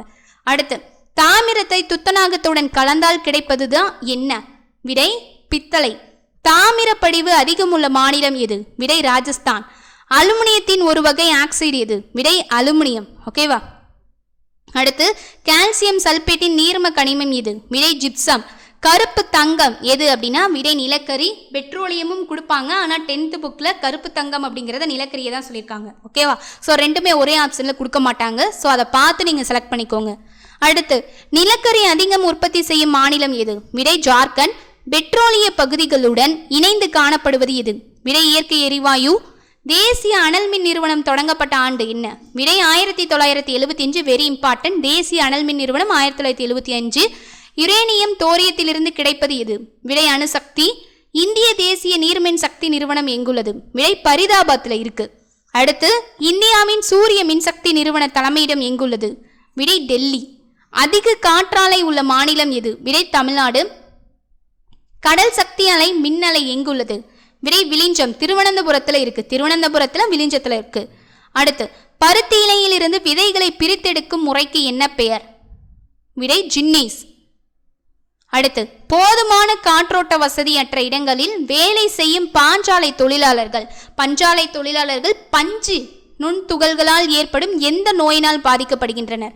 அதாவது போதுமான காற்றோட்ட வசதி, எந்த ஒரு காற்றோட்ட வசதியுமே இல்லாத இடங்கள்ல வேலை செய்யக்கூடிய பஞ்சாலை தொழிலாளர்கள் பஞ்சு நுண்துகளால் ஏற்படக்கூடிய அவங்களுக்கு என்ன நோய் ஏற்படுது அப்படின்னா பைசினோசிஸ் அப்படிங்கிற நோய் ஏற்படுது. பழுப்பு நுரையீரல் நோய் அப்படின்னு சொல்லுவாங்க. அது போதுமான காற்று அவங்களுக்கு கிடைக்காதனால இந்த நோய் ஏற்படுது அப்படின்னு சொல்றாங்க.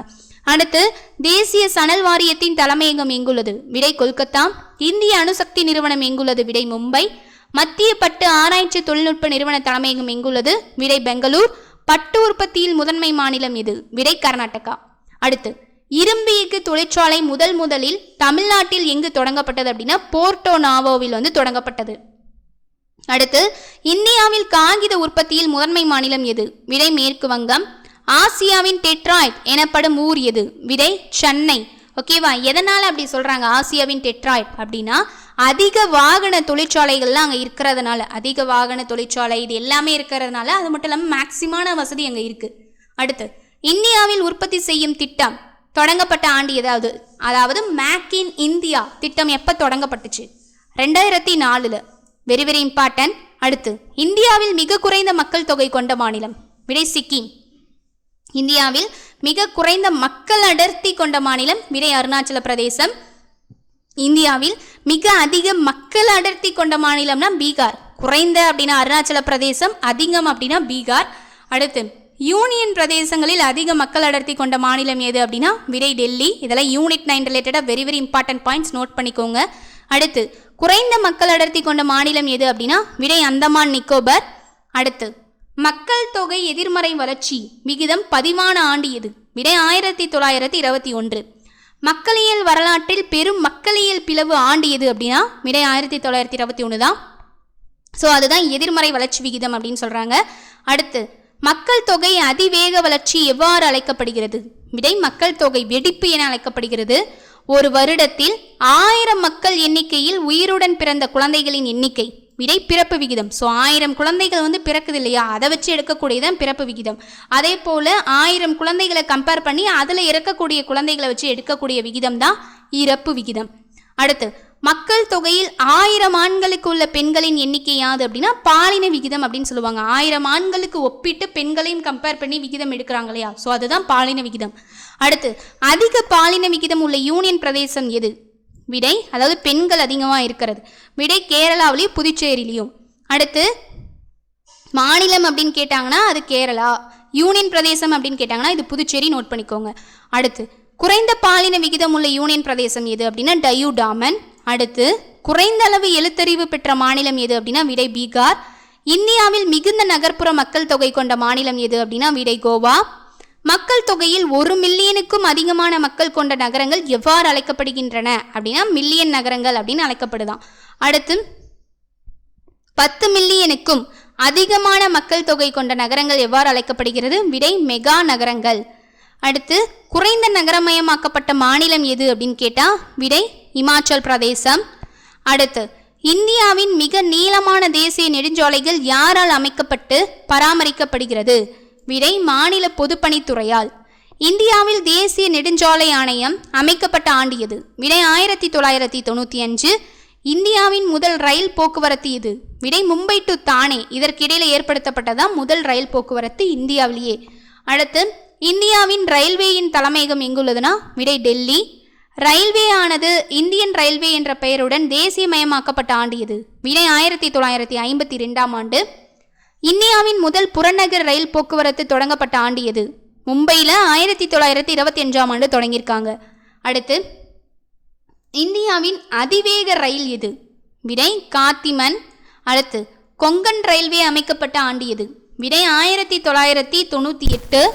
அடுத்து பொறியியல் துறையில் அதிசயம் மற்றும் ரயில்வே துறையில் முக்கிய சாதனைகளில் ஒன்று எது? எது நிகழ்த்திருக்கு அப்படின்னா கொங்கன் ரயில்வே. ஓகேவா. அடுத்து ரயில்வே போக்குவரத்து இல்லாத மாநிலம் எது? விடை மேகாலயா. ரயில் போக்குவரத்தே அங்கே கிடையாதான் மேகாலயாவில். அடுத்து ஜவஹர்லால் நேரு துறைமுகம் அதாவது துறைமுகம் நவசேசா எங்கே இருக்குது அப்படின்னா கொச்சியில் இருக்குது. உள்நாட்டு விமான சேவை வழங்குவது எது அப்படின்னா விடை இந்தியன் ஏர்லைன்ஸ். வெளிநாட்டு விமான சேவையை வழங்குவது எது அப்படின்னு கேட்டால் ஏர் இந்தியா. ஹெலிகாப்டர் ஹான்ஸ் வானு லங் ஊர்தி இதோட தலைமையகம் எங்கே இருக்குது அப்படின்னா டெல்லி. அதாவது ஹெலிகாப்டர் தலைமையகம் எங்கே இருக்குது அப்படின்னா டெல்லியில் இருக்குது. ஓகேவா. அடுத்து உலக அளவில் வலைப்பின்னல் போன்ற அமைப்பு கொண்ட அஞ்சல் துறை எங்குள்ளது? விடை இந்தியாவில் இருக்குது. இந்தியாவின் முதல் அஞ்சல் வில்லை வெளியிடப்பட்ட ஆண்டு எது? விடை கராச்சியில் 1852 வெளியிட்டிருக்காங்க. ஓகேவா. இந்தியாவோட முதல் அஞ்சல் வில்லை அது எப்போ வெளியிடப்பட்டிருக்காங்க? 1852. அடுத்து விரைவு அஞ்சல் சேவை ஸ்பீட் போஸ்ட் அப்படின்னு சொல்கிறாங்களே. இப்போ நம்ம என்ன பண்ணுறோம், நம்மளுக்கு ஒரு கொரியரை வரணும் அப்படின்னா ஸ்பீட் போஸ்ட்டில் அனுப்புங்கன்னு சொல்கிறோம் இல்லையா. ஸோ அது எப்போ அறிமுகப்படுத்தப்பட்டிருக்கு அப்படின்னா 1975. அடுத்து இந்திய வானொலி சேவை மும்பை வானொலி சங்கம் மூலமாக தொடங்கப்பட்ட ஆண்டு எது? விடை 1923. இந்திய வானொலி அகில இந்திய வானொலி என பெயர் மாற்றம் செய்யப்பட்ட ஆண்டு எது? விடை 1936. இந்திய வானொலி ஆகாஷ்வாணி என பெயர் மாற்றம் செய்யப்பட்ட ஆண்டு எது? விடை 1957. சொல்கிறாங்களா நீங்கள் செய்தி கேட்பது ஆகாஷ்வாணி அப்படின்னு சொல்கிறாங்க இல்லையா. ஸோ அது ஆகாஷ்வாணி அப்படின்னு பெயர் மாற்றம் செய்யப்பட்ட ஆண்டு எப்போ அப்படின்னா 1957. இந்திய அரசியலமைப்பு முகவுரை எவ்வாறு தொடங்குகின்றது அப்படின்னா இந்திய மக்களாகிய நாம் அப்படின்னு சொல்லி தொடங்குதான். ஸோ இப்போ இதிலிருந்து பாலிட்டி ஸ்டார்ட் ஆகுது. அடுத்து சிட்டிசன் என்றால் என்ன? ஒரு நகர அரசில் வசிப்பவரை தான் சிட்டிசன் அப்படின்னு சொல்கிறாங்க. ஓகேவா. அடுத்து இங்கிலாந்து மன்னர் 1ஆம் ஜான் என்பவரால் வெளியிடப்பட்ட உரிமைகள் எவ்வாறு அழைக்கப்படுகிறது? விடை மகாசாசனம். இந்திய அரசியலமைப்பின் பகுதி 3 எவ்வாறு அழைக்கப்படுதுன்னா இந்தியாவின் மகா சாசனம் அப்படின்னு அழைக்கப்படுது. Very very important. அரசியலமைப்பு என்ற கொள்கை முதலில் எங்கு தோன்றியது? விடை அமெரிக்காவில். அடுத்து, உலகில் எழுதப்பட்ட அனைத்து அரசியலமைப்புகளை விடவும் நீளமானது எந்த நாட்டோட அரசியலமைப்பு அப்படின்னா நம்ம இந்திய நாட்டோட தான். Very very important. அடுத்து, எழுதப்பட்ட அரசியலமைப்பிலேயே மிக நீளமானது அப்படின்னா இந்தியாவோட தான். அடுத்து, நெகிழும் மற்றும் நெகிழாத்தன்மை உடையது எது அப்படின்னா விடை அரசியலமைப்பு சட்டம். ஒற்றை குடியுரிமை வழங்குவது எது? விடை இந்திய அரசியலமைப்பு. 18 வயது நிரம்பிய குடிமக்கள் அனைவருக்கும் எந்தவித பாகுபாடுமின்றி வாக்குரிமை அளித்தது எது? விடை அரசியலமைப்பு தான். 18 வயசு ஒரு குடிமகனுக்கு முடிஞ்சிருச்சு அப்படின்னா எந்தவித பாகுபாடுமே இல்லாத வாக்குரிமை ஓட்டிங் ரைட்ஸ் கொடுத்துருக்காங்க இல்லையா? ஸோ அது அரசியலமைப்பு மூலிமா தான். அடுத்து, கூட்டாட்சி முறை அரசாங்கத்தை, அதாவது மத்திய மற்றும் மாநிலம் இருக்கு இல்லையா, அந்த கூட்டாட்சி முறை அரசாங்கத்தை அமைத்தது எது அப்படின்னா விடை இந்திய தேர்தல் ஆணையம். ஸோ இப்போ நம்மளுக்கு அதான் நடக்க போகுது. அடுத்து, அரசியலமைப்பின் திறவுகோல் எது அப்படின்னா விடை முகவுரை. மொத்த உள்நாட்டு உற்பத்தியில் எது மட்டும் சேர்த்து கொள்ளப்படுகிறது? விடை இறுதி நிலை பண்டங்கள். அடுத்து, இடைநிலை பண்டத்தின் மதிப்பை உள்நாட்டு உற்பத்தியில் சேர்த்தால் அதன் விளைவை எவ்வாறு கணக்கிட வேண்டும்? விடை இருமுறை கணக்கிடுதல். எக்கனாமிக்ஸும் இடையில வந்திருக்கு. அடுத்து, ஒரு நாட்டில் ஒரு ஆண்டில் உற்பத்தி செய்யப்பட்ட பண்டங்கள் மற்றும் பணிகளின் மொத்த மதிப்பு எது? விடை நாட்டு வருமானம். ஒரு நாட்டு மக்களால் ஒரு இடத்தில் உற்பத்தி செய்யப்பட்ட வெளியீடுகளின் மதிப்பு எது? விடை மொத்த நாட்டு உற்பத்தி. ஒரு ஆண்டில் நாட்டின் புவியியல் எல்லைக்குள் உள்ள உற்பத்தி காரணிகளால் உற்பத்தி செய்யப்பட்ட வெளியீடுகளின் மொத்த மதிப்பு எது? விடை மொத்த உள்நாட்டு உற்பத்தி. மக்களின் வாழ்க்கை தரத்தை உயர்த்தும் ஒரு கருவி எது? விடை தலா வருமானம். நாட்டு வருமானத்தை மக்கள் தொகையில் வகுப்பதன் மூலம் கிடைப்பது இது? விடை தல வருமானம். நாட்டு வருமானத்தை டிவைடட் பை மக்கள் தொகை போட்டோம் அப்படின்னா அதனால நம்மளுக்கு கிடைக்கக்கூடியதான் என்னது? இந்த தலா வருமானம். தலா வருமானம்னா ஒன்றும் இல்லை, ஒருத்தருக்கு எவ்வளோ கிடைக்குது அப்படின்னு சொல்லி பார்க்கறது தான். அடுத்து, ஜிடிபியின் நவீன கருத்தை உருவாக்கியவர் யார்?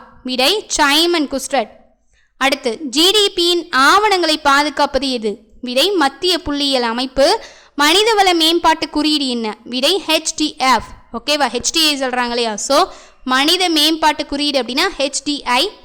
அடுத்து, மனிதவள குறியீட்டை அறிமுகப்படுத்தியவர் யார்? விடை முகஹப் உல் ஹிக் அப்படிங்கிறவர் அறிமுகப்படுத்தினார் பாகிஸ்தானில் 1990. அடுத்தது, GNH என்ற வார்த்தையை உருவாக்கியவர் யார்? விடை ஜிக்மே சிங்கே வாங்ஹக், பூட்டான் அரசர் இவர். ஓகேவா? அடுத்து, உலகமயமாக்கல் என்ற சொல்லை அறிமுகம் செய்தவர் யார்? விடை தியோடர் லெவிட்.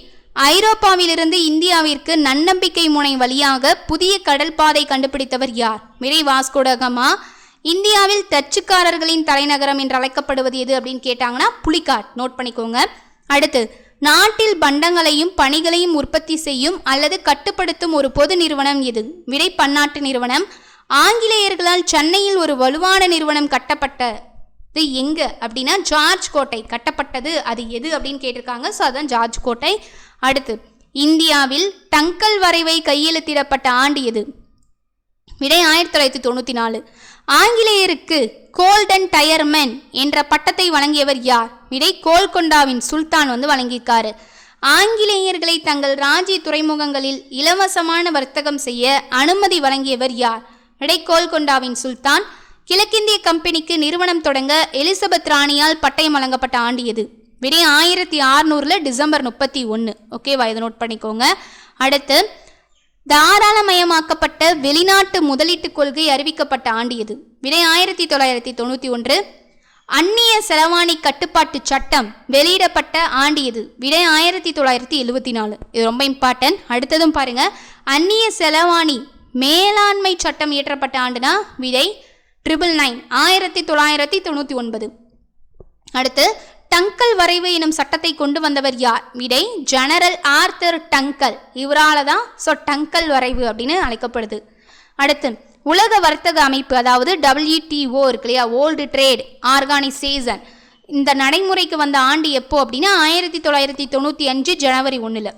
அடுத்து, உலக வர்த்தக அமைப்பின் தலைமையகம் எங்கு உள்ளது அப்படின்னா ஜெனீவா, சுவிட்சர்லாந்தில் இருக்கு. ஓகேவா? அடுத்து, நாட்டில் உணவு தானிய உற்பத்தியில் தன்னிறைவு பெற வழிவகுத்தது எது அப்படின்னா விடை பசுமை புரட்சி. தேசிய உணவு பாதுகாப்பு சட்டம் இந்திய நாடாளுமன்றத்தால் நிறைவேற்றப்பட்ட ஆண்டு எது? விடை 2013.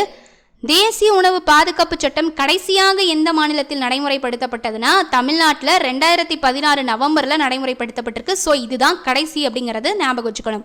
அடுத்து கோதுமை, அரிசி போன்ற உணவு தானியங்கள் இந்திய அரசு உணவுக் கழகத்தால் விவசாயிகளிடம் இருந்து நேரடியாக பெற்று சேமிப்பு கிடங்குகளில் சேமிக்கப்படுவது எவ்வாறு அழைக்கப்படுகிறது? விடை தாங்கி இருப்பு என்று அழைக்கப்படுகிறது. விவசாய பொருள்களின் ஏற்றுமதியை அடிப்படையாக கொண்ட புதிய விவசாய கொள்கை மத்திய அரசால் அறிவிக்கப்பட்ட ஆண்டு எது அப்படின்னா 2018. அடுத்து நாட்டின் ஒரு சிறந்த திட்டமாக கருதப்படுவது எது? ஐசிடிஎஸ் மற்றும் எம்ஜிஆர் சத்துணவு திட்டம். உலகின் சிறந்த திட்டங்களில் ஒன்றாக கருதப்படுவது எது அப்படின்னா ஐசிடிஎஸ் திட்டம், அதாவது ஒருங்கிணைந்த குழந்தைகள் மேம்பாட்டு சேவைகள். முதலமைச்சரின் விரிவான சுகாதார காப்பீடு திட்டம் தொடங்கப்பட்ட ஆண்டு எது அப்படின்னா 2011 to 2012 காலகட்டத்தில் உருவாக்கப்பட்டது தான். அடுத்து புரட்சி தலைவர் எம்ஜிஆர் ஊட்டச்சத்து திட்டம் தொடங்கப்பட்ட ஆண்டு எது? ஃபர்ஸ்ட் பாருங்க, கிராமப்புறத்தில் ஜூலை 1, 1982 தொடங்கப்பட்டிருக்கு. அடுத்து நகர்ப்புற பள்ளி மாணவர்களுக்காக 1984, அதாவது கிராமப்புற மாணவர்களுக்கு ஃபர்ஸ்ட் 1982 ஜூலை 1 தொடங்கியிருக்காங்க. இது முக்கியம். அடுத்து நகர்ப்புற பள்ளி மாணவர்களுக்காக 1984. அடுத்து ஊதியர்களுக்கு 1983, கர்ப்பிணி பெண்களுக்கு 1995. இதெல்லாம் திட்டம். ஓகேவா? அடுத்து ஐசிடிஎஸ் தொடங்கப்பட்ட ஆண்டு எது? விடை 1991. ஐசிடிஎஸ்னா என்ன? ஒருங்கிணைந்த குழந்தைகள் மேம்பாட்டு சேவை. ஓகேவா? அடுத்து குழந்தைகள், கர்ப்பிணி மற்றும் பாலூட்டும் பெண்கள் ஆகியோரை கருத்தில் கொண்டு தொடங்கப்பட்ட திட்டம் எது அப்படின்னா ஒருங்கிணைந்த ஊட்டச்சத்து திட்டம் 1980. ஓகேவா? ஸோ இதை பார்த்துக்கோங்க. ஸோ அதுக்காக தான் அவங்களுக்காக சத்துணவு, ஓகேவா, அதுக்கு கொண்டு வரப்பட்டதான் 1995. வரி என்பது ஒரு குடிமகன் அரசுக்கு கட்டாயமாக செலுத்தும் செலுத்துகை என கூறியவர் யார்? செலிக்மேன். வரி அப்படிங்கிறத ஒரு குடிமகன் அரசுக்கு கட்டாயமாக செலுத்தக்கூடிய செலுத்து தொகை அப்படின்னு சொல்லி இவர் சொல்லிட்டாரு, செலிக்மேன். ஓகேவா? அடுத்து ஒரு தனிநபர் அல்லது நிறுவனத்தின் மீது நேரடியாக விதிக்கப்படும் வரி நேர்முக வரி. இந்தியாவின் முக்கியமான மறைமுக வரி என்ன அப்படின்னா ஜிஎஸ்டியும் சுங்க வரியும். அடுத்து இந்தியாவின் முதலில் வருமான வரி யாரால் கொண்டு வரப்பட்டது அப்படின்னா 1860 சர் ஜேம்ஸ் வில்சனால் கொண்டு வரப்பட்டது. அடுத்து தனிநபர் பெறுகின்ற வருமானத்தின் அடிப்படையில் விதிக்கப்படும் வரி எது? விடை வருமான வரி. ஸோ ஒரு தனிநபர் பெறக்கூடிய வருமானத்தோட அடிப்படையில் தான் அந்த வருமான வரி அப்படிங்கிறத கொண்டு வராங்க. அடுத்து நேர்முக வரி எது? வருமான வரி. வெளிநாட்டு நிறுவனங்கள் பெறும் வருமானத்தின் மீது விதிக்கப்படும் வரி? விடை நிறுவன வரி. ஒருவர் மீது விதிக்கப்பட்ட வரிச்சுமை மற்றொருவருக்கு மாற்றப்பட்டால் அது மறைமுக வரி. அது எதுக்குன்னு பாருங்க, முத்திரைத்தாள், ஜிஎஸ்டி, பொழுதுபோக்கு, சுங்க வரி. அடுத்து விற்பனையை விட உற்பத்தியின் இயக்கத்தில் உள்ள எந்த ஒரு உற்பத்தி பொருள்களின் மீதும் விதிக்கப்படும் வரி எது? கலால் வரி, அதாவது சுங்கத்தீர்வை வரி அப்படின்னு சொல்லுவாங்க. அடுத்து பண்டங்கள் மற்றும் பணிகள் வரி ஜிஎஸ்டி இருக்குல்ல, கொண்டு வரப்பட்ட ஆண்டு எது அப்படின்னா 2017 மார்ச் 29 தான்ப்பா கொண்டு வந்திருக்காங்க. ஓகேவா? ஜிஎஸ்டி வரி எப்போ வந்திருக்கு? 2017 மார்ச் 29. அடுத்து முதலில் ஜிஎஸ்டியை அறிமுகம் செய்த நாடு எது? இதுக்கு பிள்ளையார் சொல்லி போட்டு வச்ச மாநிலம் எது அப்படின்னு கேட்டிங்கன்னா, சாரி, நாடு எது அப்படின்னு சொல்லி கேட்டிங்கன்னா பிரான்ஸ், 1954. அடுத்து பலமுனை வரி இல்லாமல் ஒரு முனை வரி எது அப்படின்னா ஜிஎஸ்டி. அடுத்து இதை பற்றிய பெருமையெல்லாம் சொல்கிறாங்க பாருங்க. அடுத்து நுகர்வோர் பண்டங்கள் அல்லது பணிகளை வாங்கும் போது விதிக்கப்படும் வரி எது அப்படின்னாலும் அதுவும் ஜிஎஸ்டி. ஒரு நாடு, ஒரு அங்காடி, ஒரு வரி என்பது எதன் குறிக்கோள் அப்படின்னா இந்த ஜிஎஸ்டியோட குறிக்கோளாமா. அடுத்து ஒரு நிலையான அளவில் பண்டங்கள் மற்றும் பணிகளுக்கு விதிக்கப்படும் வரி எது அப்படின்னா விகித வரி விதிப்பு முறை. அடுத்து கேள்வி 541 பாருங்க. அதிக வருமானம் ஈடுபட்டவர்களை விட குறைந்த வருமானம் ஈட்டுபவர்களிடம் அதிக வரி விதிப்பதை குறைப்பது எது? அதாவது அதிக வருமானம் ஈட்டுபவர்களை விட குறைந்த வருமானம் ஈட்டுபவர்களின் அதிக வரி விகிதத்தை குறிப்பது எது அப்படின்னா தேய்வீத வரியாமா. ஓகேவா? அதாவது என்ன சொல்றாங்க அப்படின்னா அதிகமாக வருமானம் வாங்குறாங்கல்ல அவங்கள விட குறைந்த வருமானம் வாங்குறவங்களோட அதிக வரி அவங்களுக்கு போடுறாங்க இல்லையா, ஸோ அந்த விதிப்பை என்னன்னு சொல்றாங்கன்னா தேய்வீத வரி அப்படின்னு சொல்றாங்க. அடுத்து சட்டங்கள் பாருங்க எந்தெந்த ஆண்டு அப்படின்னு சொல்லிட்டு. ரியல் எஸ்டேட் ஒழுங்குமுறை சட்டம் 2016 கொண்டு வரப்பட்டது. சுத்தமான பண செயல்பாடு அப்படின்னு 2017 கொண்டு வரப்பட்டது. அடுத்து பினாமி பணி வர்த்தனை தடை சட்டம், அதாவது பினாமி பண பரிவர்த்தனை தடை சட்டம் எப்போ கொண்டு வரப்பட்டதுன்னா 2016. அடுத்து பண மோசடி சட்டம் 2015. இதில் பார்த்துக்கோங்க, இது ரொம்ப முக்கியம். பினாமி பண பரிவர்த்தனை தடை சட்டம் இருக்குல்ல, இது 2016 கொண்டு வந்தாங்க. ஸோ இது ஒரு டைம் கேட்ட ஒரு கொஸ்டின். அடுத்து வெளியீடுகளை இறுதி நுகர்வோர் பயன்படுத்தினால் எது?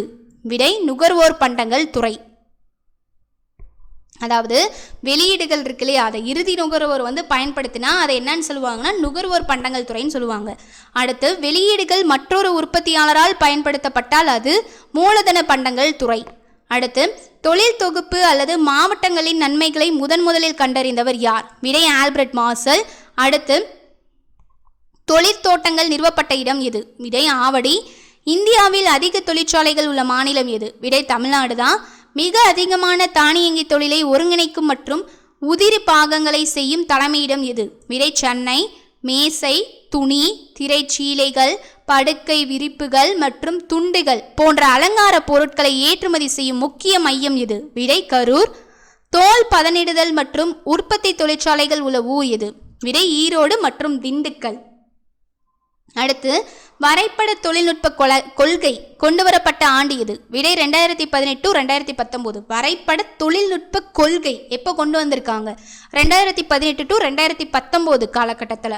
அடுத்து சிப்காட் பாருங்களேன், தமிழ்நாடு அரசு தொழில் முன்னேற்ற கழகம் தொடங்கப்பட்ட ஆண்டு, அதாவது சிப்காட் எப்போ தொடங்கப்பட்டிருக்கு? 1971. தொழில் முன்னேற்றத்திற்காக தொடங்கப்பட்டது எது அப்படின்னா தொழில் தோட்டங்கள்னு சொல்றாங்க. அடுத்து தமிழ்நாட்டின் பல பரிமாண வறுமை குறியீட்டு அறிக்கை வெளியிடப்பட்ட ஆண்டு எது அப்படின்னா விடை 2018. ஸ்டாண்ட் அப் இந்தியா இருக்கு இல்லையா, அந்த திட்டம் தொடங்கப்பட்ட ஆண்டு பார்த்தீங்கன்னா 2016 ஏப்ரலில். ஸ்டாண்ட் அப் இந்திய திட்டம் எவ்வாறு அழைக்கப்படுது அப்படின்னா பச்சை புல்வெளி திட்டம் அப்படின்னு அழைக்கப்படுது. அப்புறம் இது ரெண்டு very very important. Stand up India அப்படிங்கிறது 2016 ஏப்ரலில் கொண்டு வரப்பட்டிருக்கு. ஓகேவா?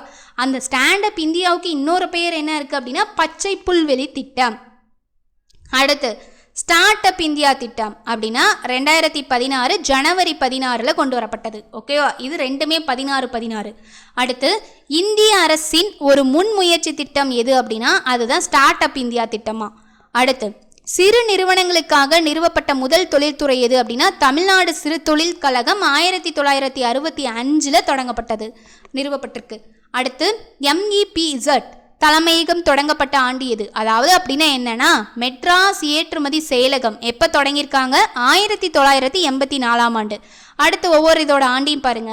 தமிழ்நாடு சிறு தொழில் வளர்ச்சி கழகம் அப்படிங்கிறது 1970 தொடங்கப்பட்டது. அடுத்து தமிழ்நாடு தொழில்துறை மேம்பாட்டுக் கழகம் 1965 ஆண்டு தொடங்கப்பட்டது. அடுத்து தமிழ்நாடு தொழில் முதலீட்டு கழகம் அப்படிங்கிறது 1949 தொடங்கப்பட்டது. அடுத்து ராஜாஜி திட்டம் வெளியிடப்பட்ட ஆண்டு எது அப்படின்னா விடை 1944. அடுத்து உலக வங்கி தோன்றிய ஆண்டு 1944 தான்.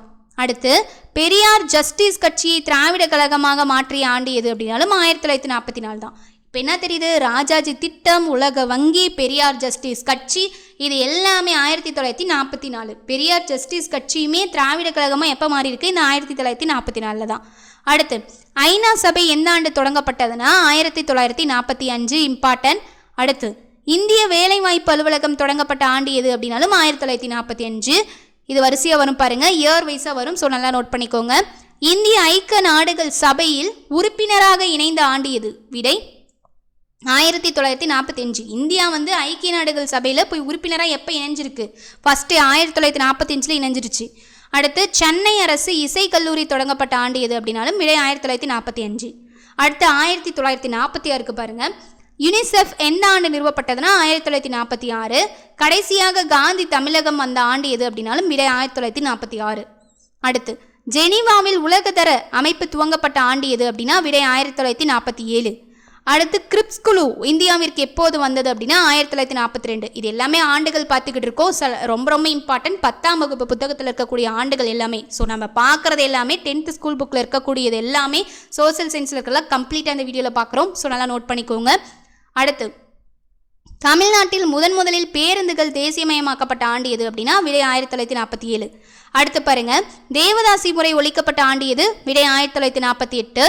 இந்தியாவின் முதல் கவர்னர் ஜெனரல் மவுண்ட் பேட்டன் பிரபு எப்போது ஓய்வு பெற்றார்னாலும் அதுவும் 1948 தான்.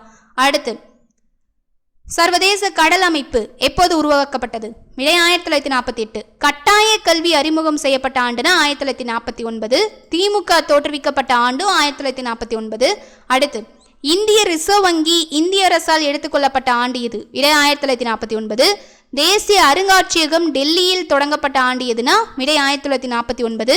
இந்திய திட்ட கமிஷன் எந்த ஆண்டு தொடங்கப்பட்டிருக்கு? 1950.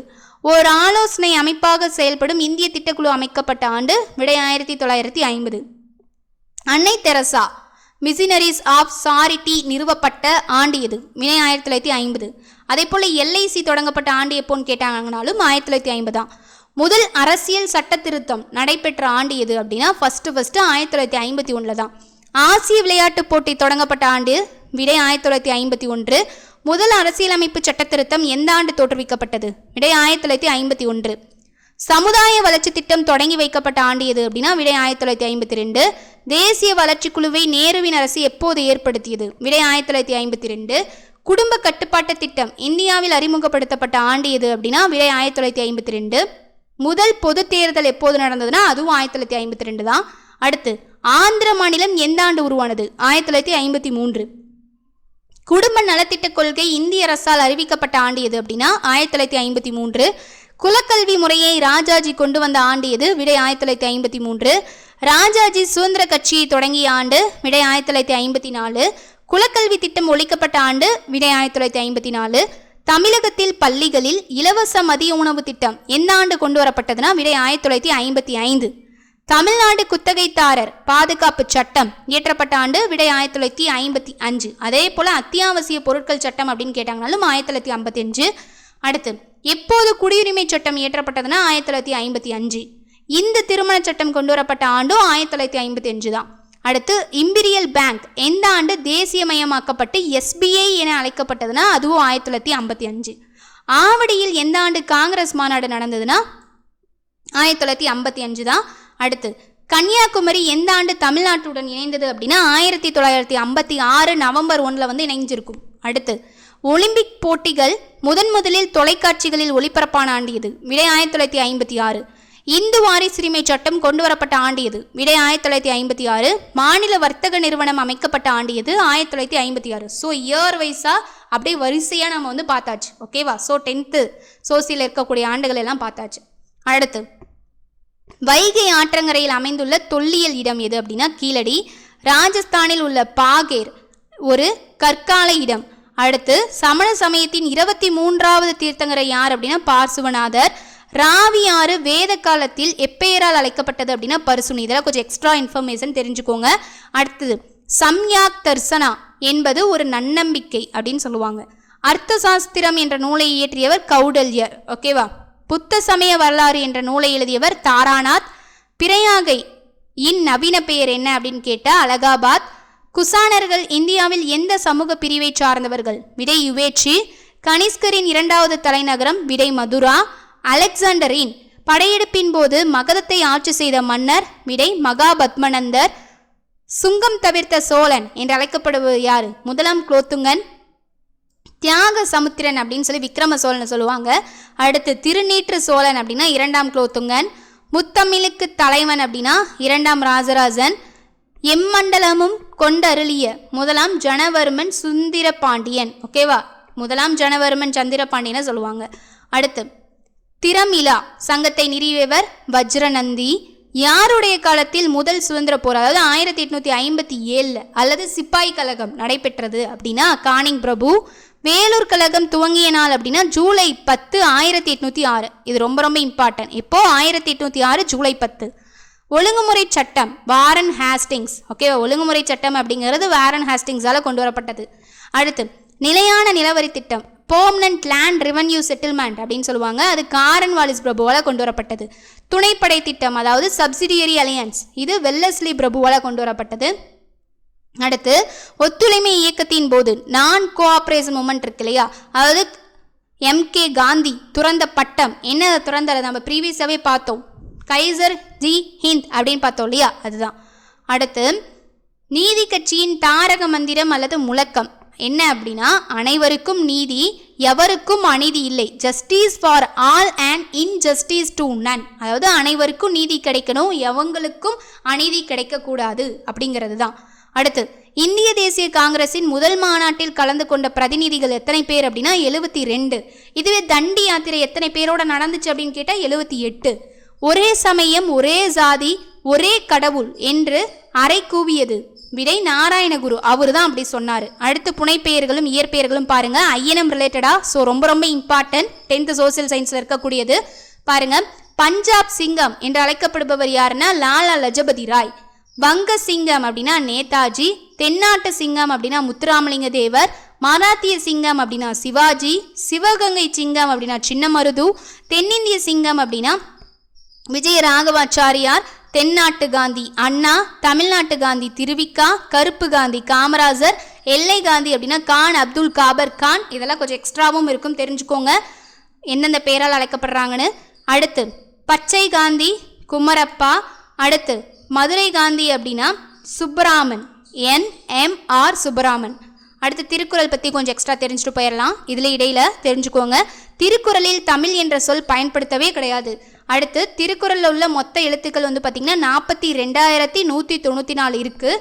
திருக்குறள் தமிழ் எழுத்துக்கள் 247, 37 எழுத்துக்கள் மட்டும் இடம்பெறவே இல்லை. அடுத்து திருக்குறளில் இடம்பெறும் இரு மலர்கள் என்ன அப்படின்னா அனிச்சமும் குவளையும். திருக்குறளில் இடம்பெறும் ஒரே பழம்னா நெருஞ்சு பழம். திருக்குறளில் இடம்பெறும் ஒரே விதைனா குன்றிமணி. திருக்குறளில் பயன்படுத்தப்படாத ஒரே உயிரெழுத்து அவ். திருக்குறளில் அதிகம் பயன்படுத்தப்பட்ட ஒரே எழுத்துனா இந்த 2 சுழினி. ஓகேவா? அடுத்து திருக்குறளில் அதுவும் எத்தனை தடவை பயன்படுத்தியிருக்காங்க? 1705 முறை. அடுத்து திருக்குறளில் ஒரு முறை மட்டும் பயன்படுத்தப்பட்ட இரு எழுத்துக்கள்னா லீயும் இந்த நாவும். திருக்குறளில் இடம்பெறாத ஒரே எண் அப்படின்னா 9. திருக்குறள் இதுவரை 26 மொழிகளில் வெளிவந்துள்ளது. திருக்குறளை ஆங்கிலத்தில் 40 பேர் மொழிபெயர்த்துள்ளனர். இதெல்லாம் எக்ஸ்ட்ரா, ஓகேவா? தெரிஞ்சுக்கோங்க திருக்குறள் ரிலேட்டடா. அடுத்து வருடாந்திர முக்கிய தினங்கள் வந்து பார்ப்போம். ஜனவரி முதல் வாரத்தை சாலை பாதுகாப்பு வாரம். அடுத்து ஜனவரி 9 வெளிநாடு வாழ் இந்தியர் தினம். இது 10th புக்கில் இருக்கும், பார்த்துக்கோங்க. ஜனவரி முதல் வாரத்தை என்னன்னு சொல்கிறோம்? சாலை பாதுகாப்பு வாரமாக கடைப்பிடிக்கப்படுது. ஜனவரி 9 அப்படிங்கிறது பாரதிய பிரவாசிய தினம் இருக்கு இல்லையா? ஸோ வெளிநாடு வாழ் இந்தியர் தினம் அப்படிங்கிறத கடைப்பிடிக்கப்படுது. ஜனவரி 11 அப்படிங்கிறது உலக சிரிப்பு தினம். ஜனவரி 12 அப்படிங்கிறது தேசிய இளைஞர் தினம். சுவாமி விவேகானந்தர் பிறந்தநாள கொண்டாடப்படுது. அடுத்து ஜனவரி 15 அப்படின்னா ராணுவ தினம். ஜனவரி 23 அப்படின்னா தேசிய நாட்டுப்பற்று தினம். ஜனவரி 25 தேசிய சுற்றுலா தினம் அப்படின்னும் தேசிய வாக்காளர் தினம் அப்படின்னும் கொண்டாடப்படுது. ஜனவரி 26 இந்திய குடியரசு தினம் மற்றும் உலக சுங்கவரி தினமாக அனுசரிக்கப்பட்டது. ஜனவரி 30 தியாகிகள் தினம். அடுத்து மகாத்மா காந்தி சுடப்பட்ட நாள். ஓகேவா? அதே மாதிரி தேசிய தொழுநோய் ஒழிப்பு தினம். அடுத்து சர்வோதயா தினம். இது எல்லாமே இந்த ஜனவரி 30. அடுத்து பிப்ரவரி 2 உலக ஈரநில தினம். ஓகேவா? பிப்ரவரி 4 உலக புற்றுநோய் தினம். பிப்ரவரி 9 வந்து பார்த்திங்கன்னா தேசிய மக்கள் தொகை கணக்கெடுப்பு தினம். அடுத்து பிப்ரவரி 13 உலக வானொலி தினம். பிப்ரவரி 20 உலக சமூக நீதி தினம். பிப்ரவரி 21 உலக தாய்மொழிகள் தினம். அடுத்து பிப்ரவரி 28 தேசிய அறிவியல் தினம். மேற்கு தொடர்ச்சி மலையில் இருக்க கணவாய்கள் பாருங்க. தால்காட் கணவாய், போர்க்காட் கணவாய், பாலக்காட்டு கணவாய், அடுத்து செங்கோட்டை கணவாய், ஆரல்வாய் கணவாய். இது எல்லாமே புக்கில் இருக்கும் 10th ஜாகிரபியில். மேற்கு தொடர்ச்சியில் இருக்கக்கூடிய கணவாய்கள் தான். அடுத்து தமிழ்நாட்டின் முக்கிய மலைவாழிடங்கள் அப்படின்னா ஊட்டி, கொடைக்கானல், குன்னூர், கோத்தகிரி, ஏற்காடு, ஏலகிரி, வால்பாறை. அடுத்து இந்தியாவில் உள்ள காடுகள், வறண்ட காடுகள் எங்கெங்கே இருக்குன்னா ராஜஸ்தான், பஞ்சாப், ஹரியானாவில் இருக்குது. அடுத்து அணையிடை காடுகள் அப்படின்னா கங்கை, கோதாவரி நதியில் இருக்குது. இலையுதிர் காடுகள் அப்படின்னா தீபகற்ப பகுதியில் இருக்குது. மலைக்காடுகள் வந்து பார்த்திங்கன்னா இமயமலை தென்னிந்தியாவில் இருக்குது. அடுத்து வெப்பமண்டல பசுமை மாறா காடுகள் வந்து பார்த்திங்கன்னா வடகிழக்கு மலைகள், இமயமலை அடிவாரம், மேற்கு தொடர்ச்சி மலைகளில் இருக்குது. அடுத்து குறைந்தபட்ச வயது வரம்பு ஒவ்வொருத்தருக்கும் என்னென்ன அப்படின்னு சொல்லி நம்ம 10th பாலிட்டி இருக்கு இல்லையா? ஸோ அதில் அவங்களுக்கு கொடுத்துருக்கக்கூடிய வயது எல்லாத்தையும் எடுத்து ஒரே இடத்துல நான் கொண்டு வந்திருக்கேன் பாருங்கள். இப்போ ஒரு குடியரசுத் தலைவர்னா அவங்களுக்கு குறைந்தபட்ச வயது வரம்பு என்னவா இருக்கணும், அது எல்லாமே இப்போ ஒரே இதில் இருக்கும். இப்போ குடியரசுத் தலைவர் அப்படின்னா அவங்களுக்கான குறைந்தபட்ச வயது 35 இருந்தால் தான் குடியரசுத் தலைவர் ஆக முடியும். அதே போல் துணை குடியரசுத் தலைவருக்கும் 35, ஆளுநருக்கும் 35 வயது இருந்தால் தான் ஆக முடியும். அடுத்து மாநிலங்களவை உறுப்பினர் அப்படின்னா குறைந்தபட்ச வயது வரம்பு 30 இருக்கணும். சட்டமேலவை உறுப்பினர்னா 30, பிரதமர் அப்படின்னா 25, முதலமைச்சர் அப்படின்னாலும் 25, மக்களவை உறுப்பினர்னாலும் 25, சட்டமன்ற உறுப்பினர்னாலும் 25. ஸோ வயது வாரிய வரிசையை கொண்டு வந்துட்டேன். ஓகேவா?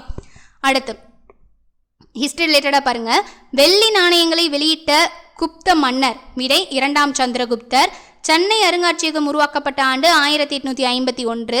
யாருக்காக நடுகள் அமைக்கப்பட்டதுன்னா வீர மரணம் அடைந்த வீரனுக்காக தான் நடுகள் அப்படிங்கிறத அமைப்பாங்க. அடுத்து இந்தியாவில் முதலாக பழங்கால கருவி கண்டுபிடிக்கப்பட்ட இடம். விடை சென்னை. மொகஞ்சதரோவை கண்டுபிடித்த அறிஞர் ஆர்.டி. பானர்ஜி. இது வந்துட்டு சிந்துவெளி நாகரிகத்தில் வரும். அடுத்து பழங்கற்கால கருவிகள் செய்ய பயன்படுத்தப்பட்ட கற்கள். விடை குவார்ட்சைட். அடுத்து கொடுமணல் என்ற வரலாற்று சிறப்பு மிக்க ஊர் அமைந்த மாவட்டம். விடை ஈரோடு. இந்தியாவில் பாறை ஓவியங்கள் அதிகம் காணப்படும் இடம். விடை கர்நாடகா.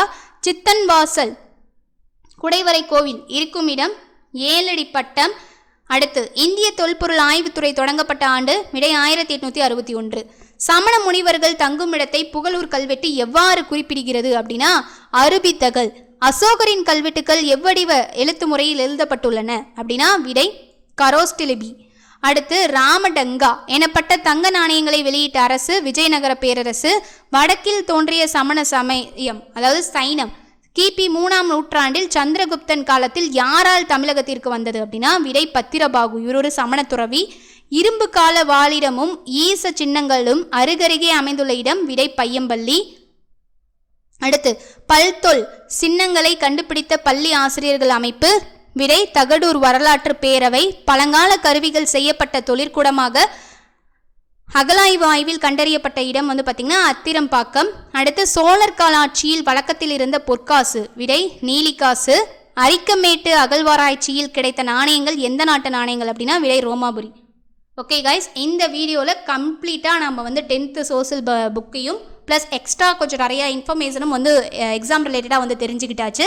ஸோ கண்டிப்பாக இந்த வீடியோ வந்து யூஸ்ஃபுல்லாக இருந்திருக்கும். ஸோ வீடியோவை எண்டு வரைக்கும் ஸ்கிப் பண்ணாத பாருங்கள்.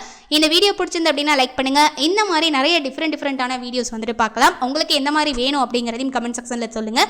அதே போல் இந்த வீடியோ பிடிச்சிருந்து அப்படின்னா லைக் பண்ணுங்கள், உங்கள் ஃப்ரெண்ட்ஸ்க்கும் ஷேர் பண்ணுங்கள். நம்ம சேனலை இது வரைக்கும் சப்ஸ்கிரைப் பண்ணாத பார்த்துக்கிட்டு இருக்கீங்க அப்படின்னாலும் சப்ஸ்கிரைப் பண்ணிட்டு பாருங்கள்.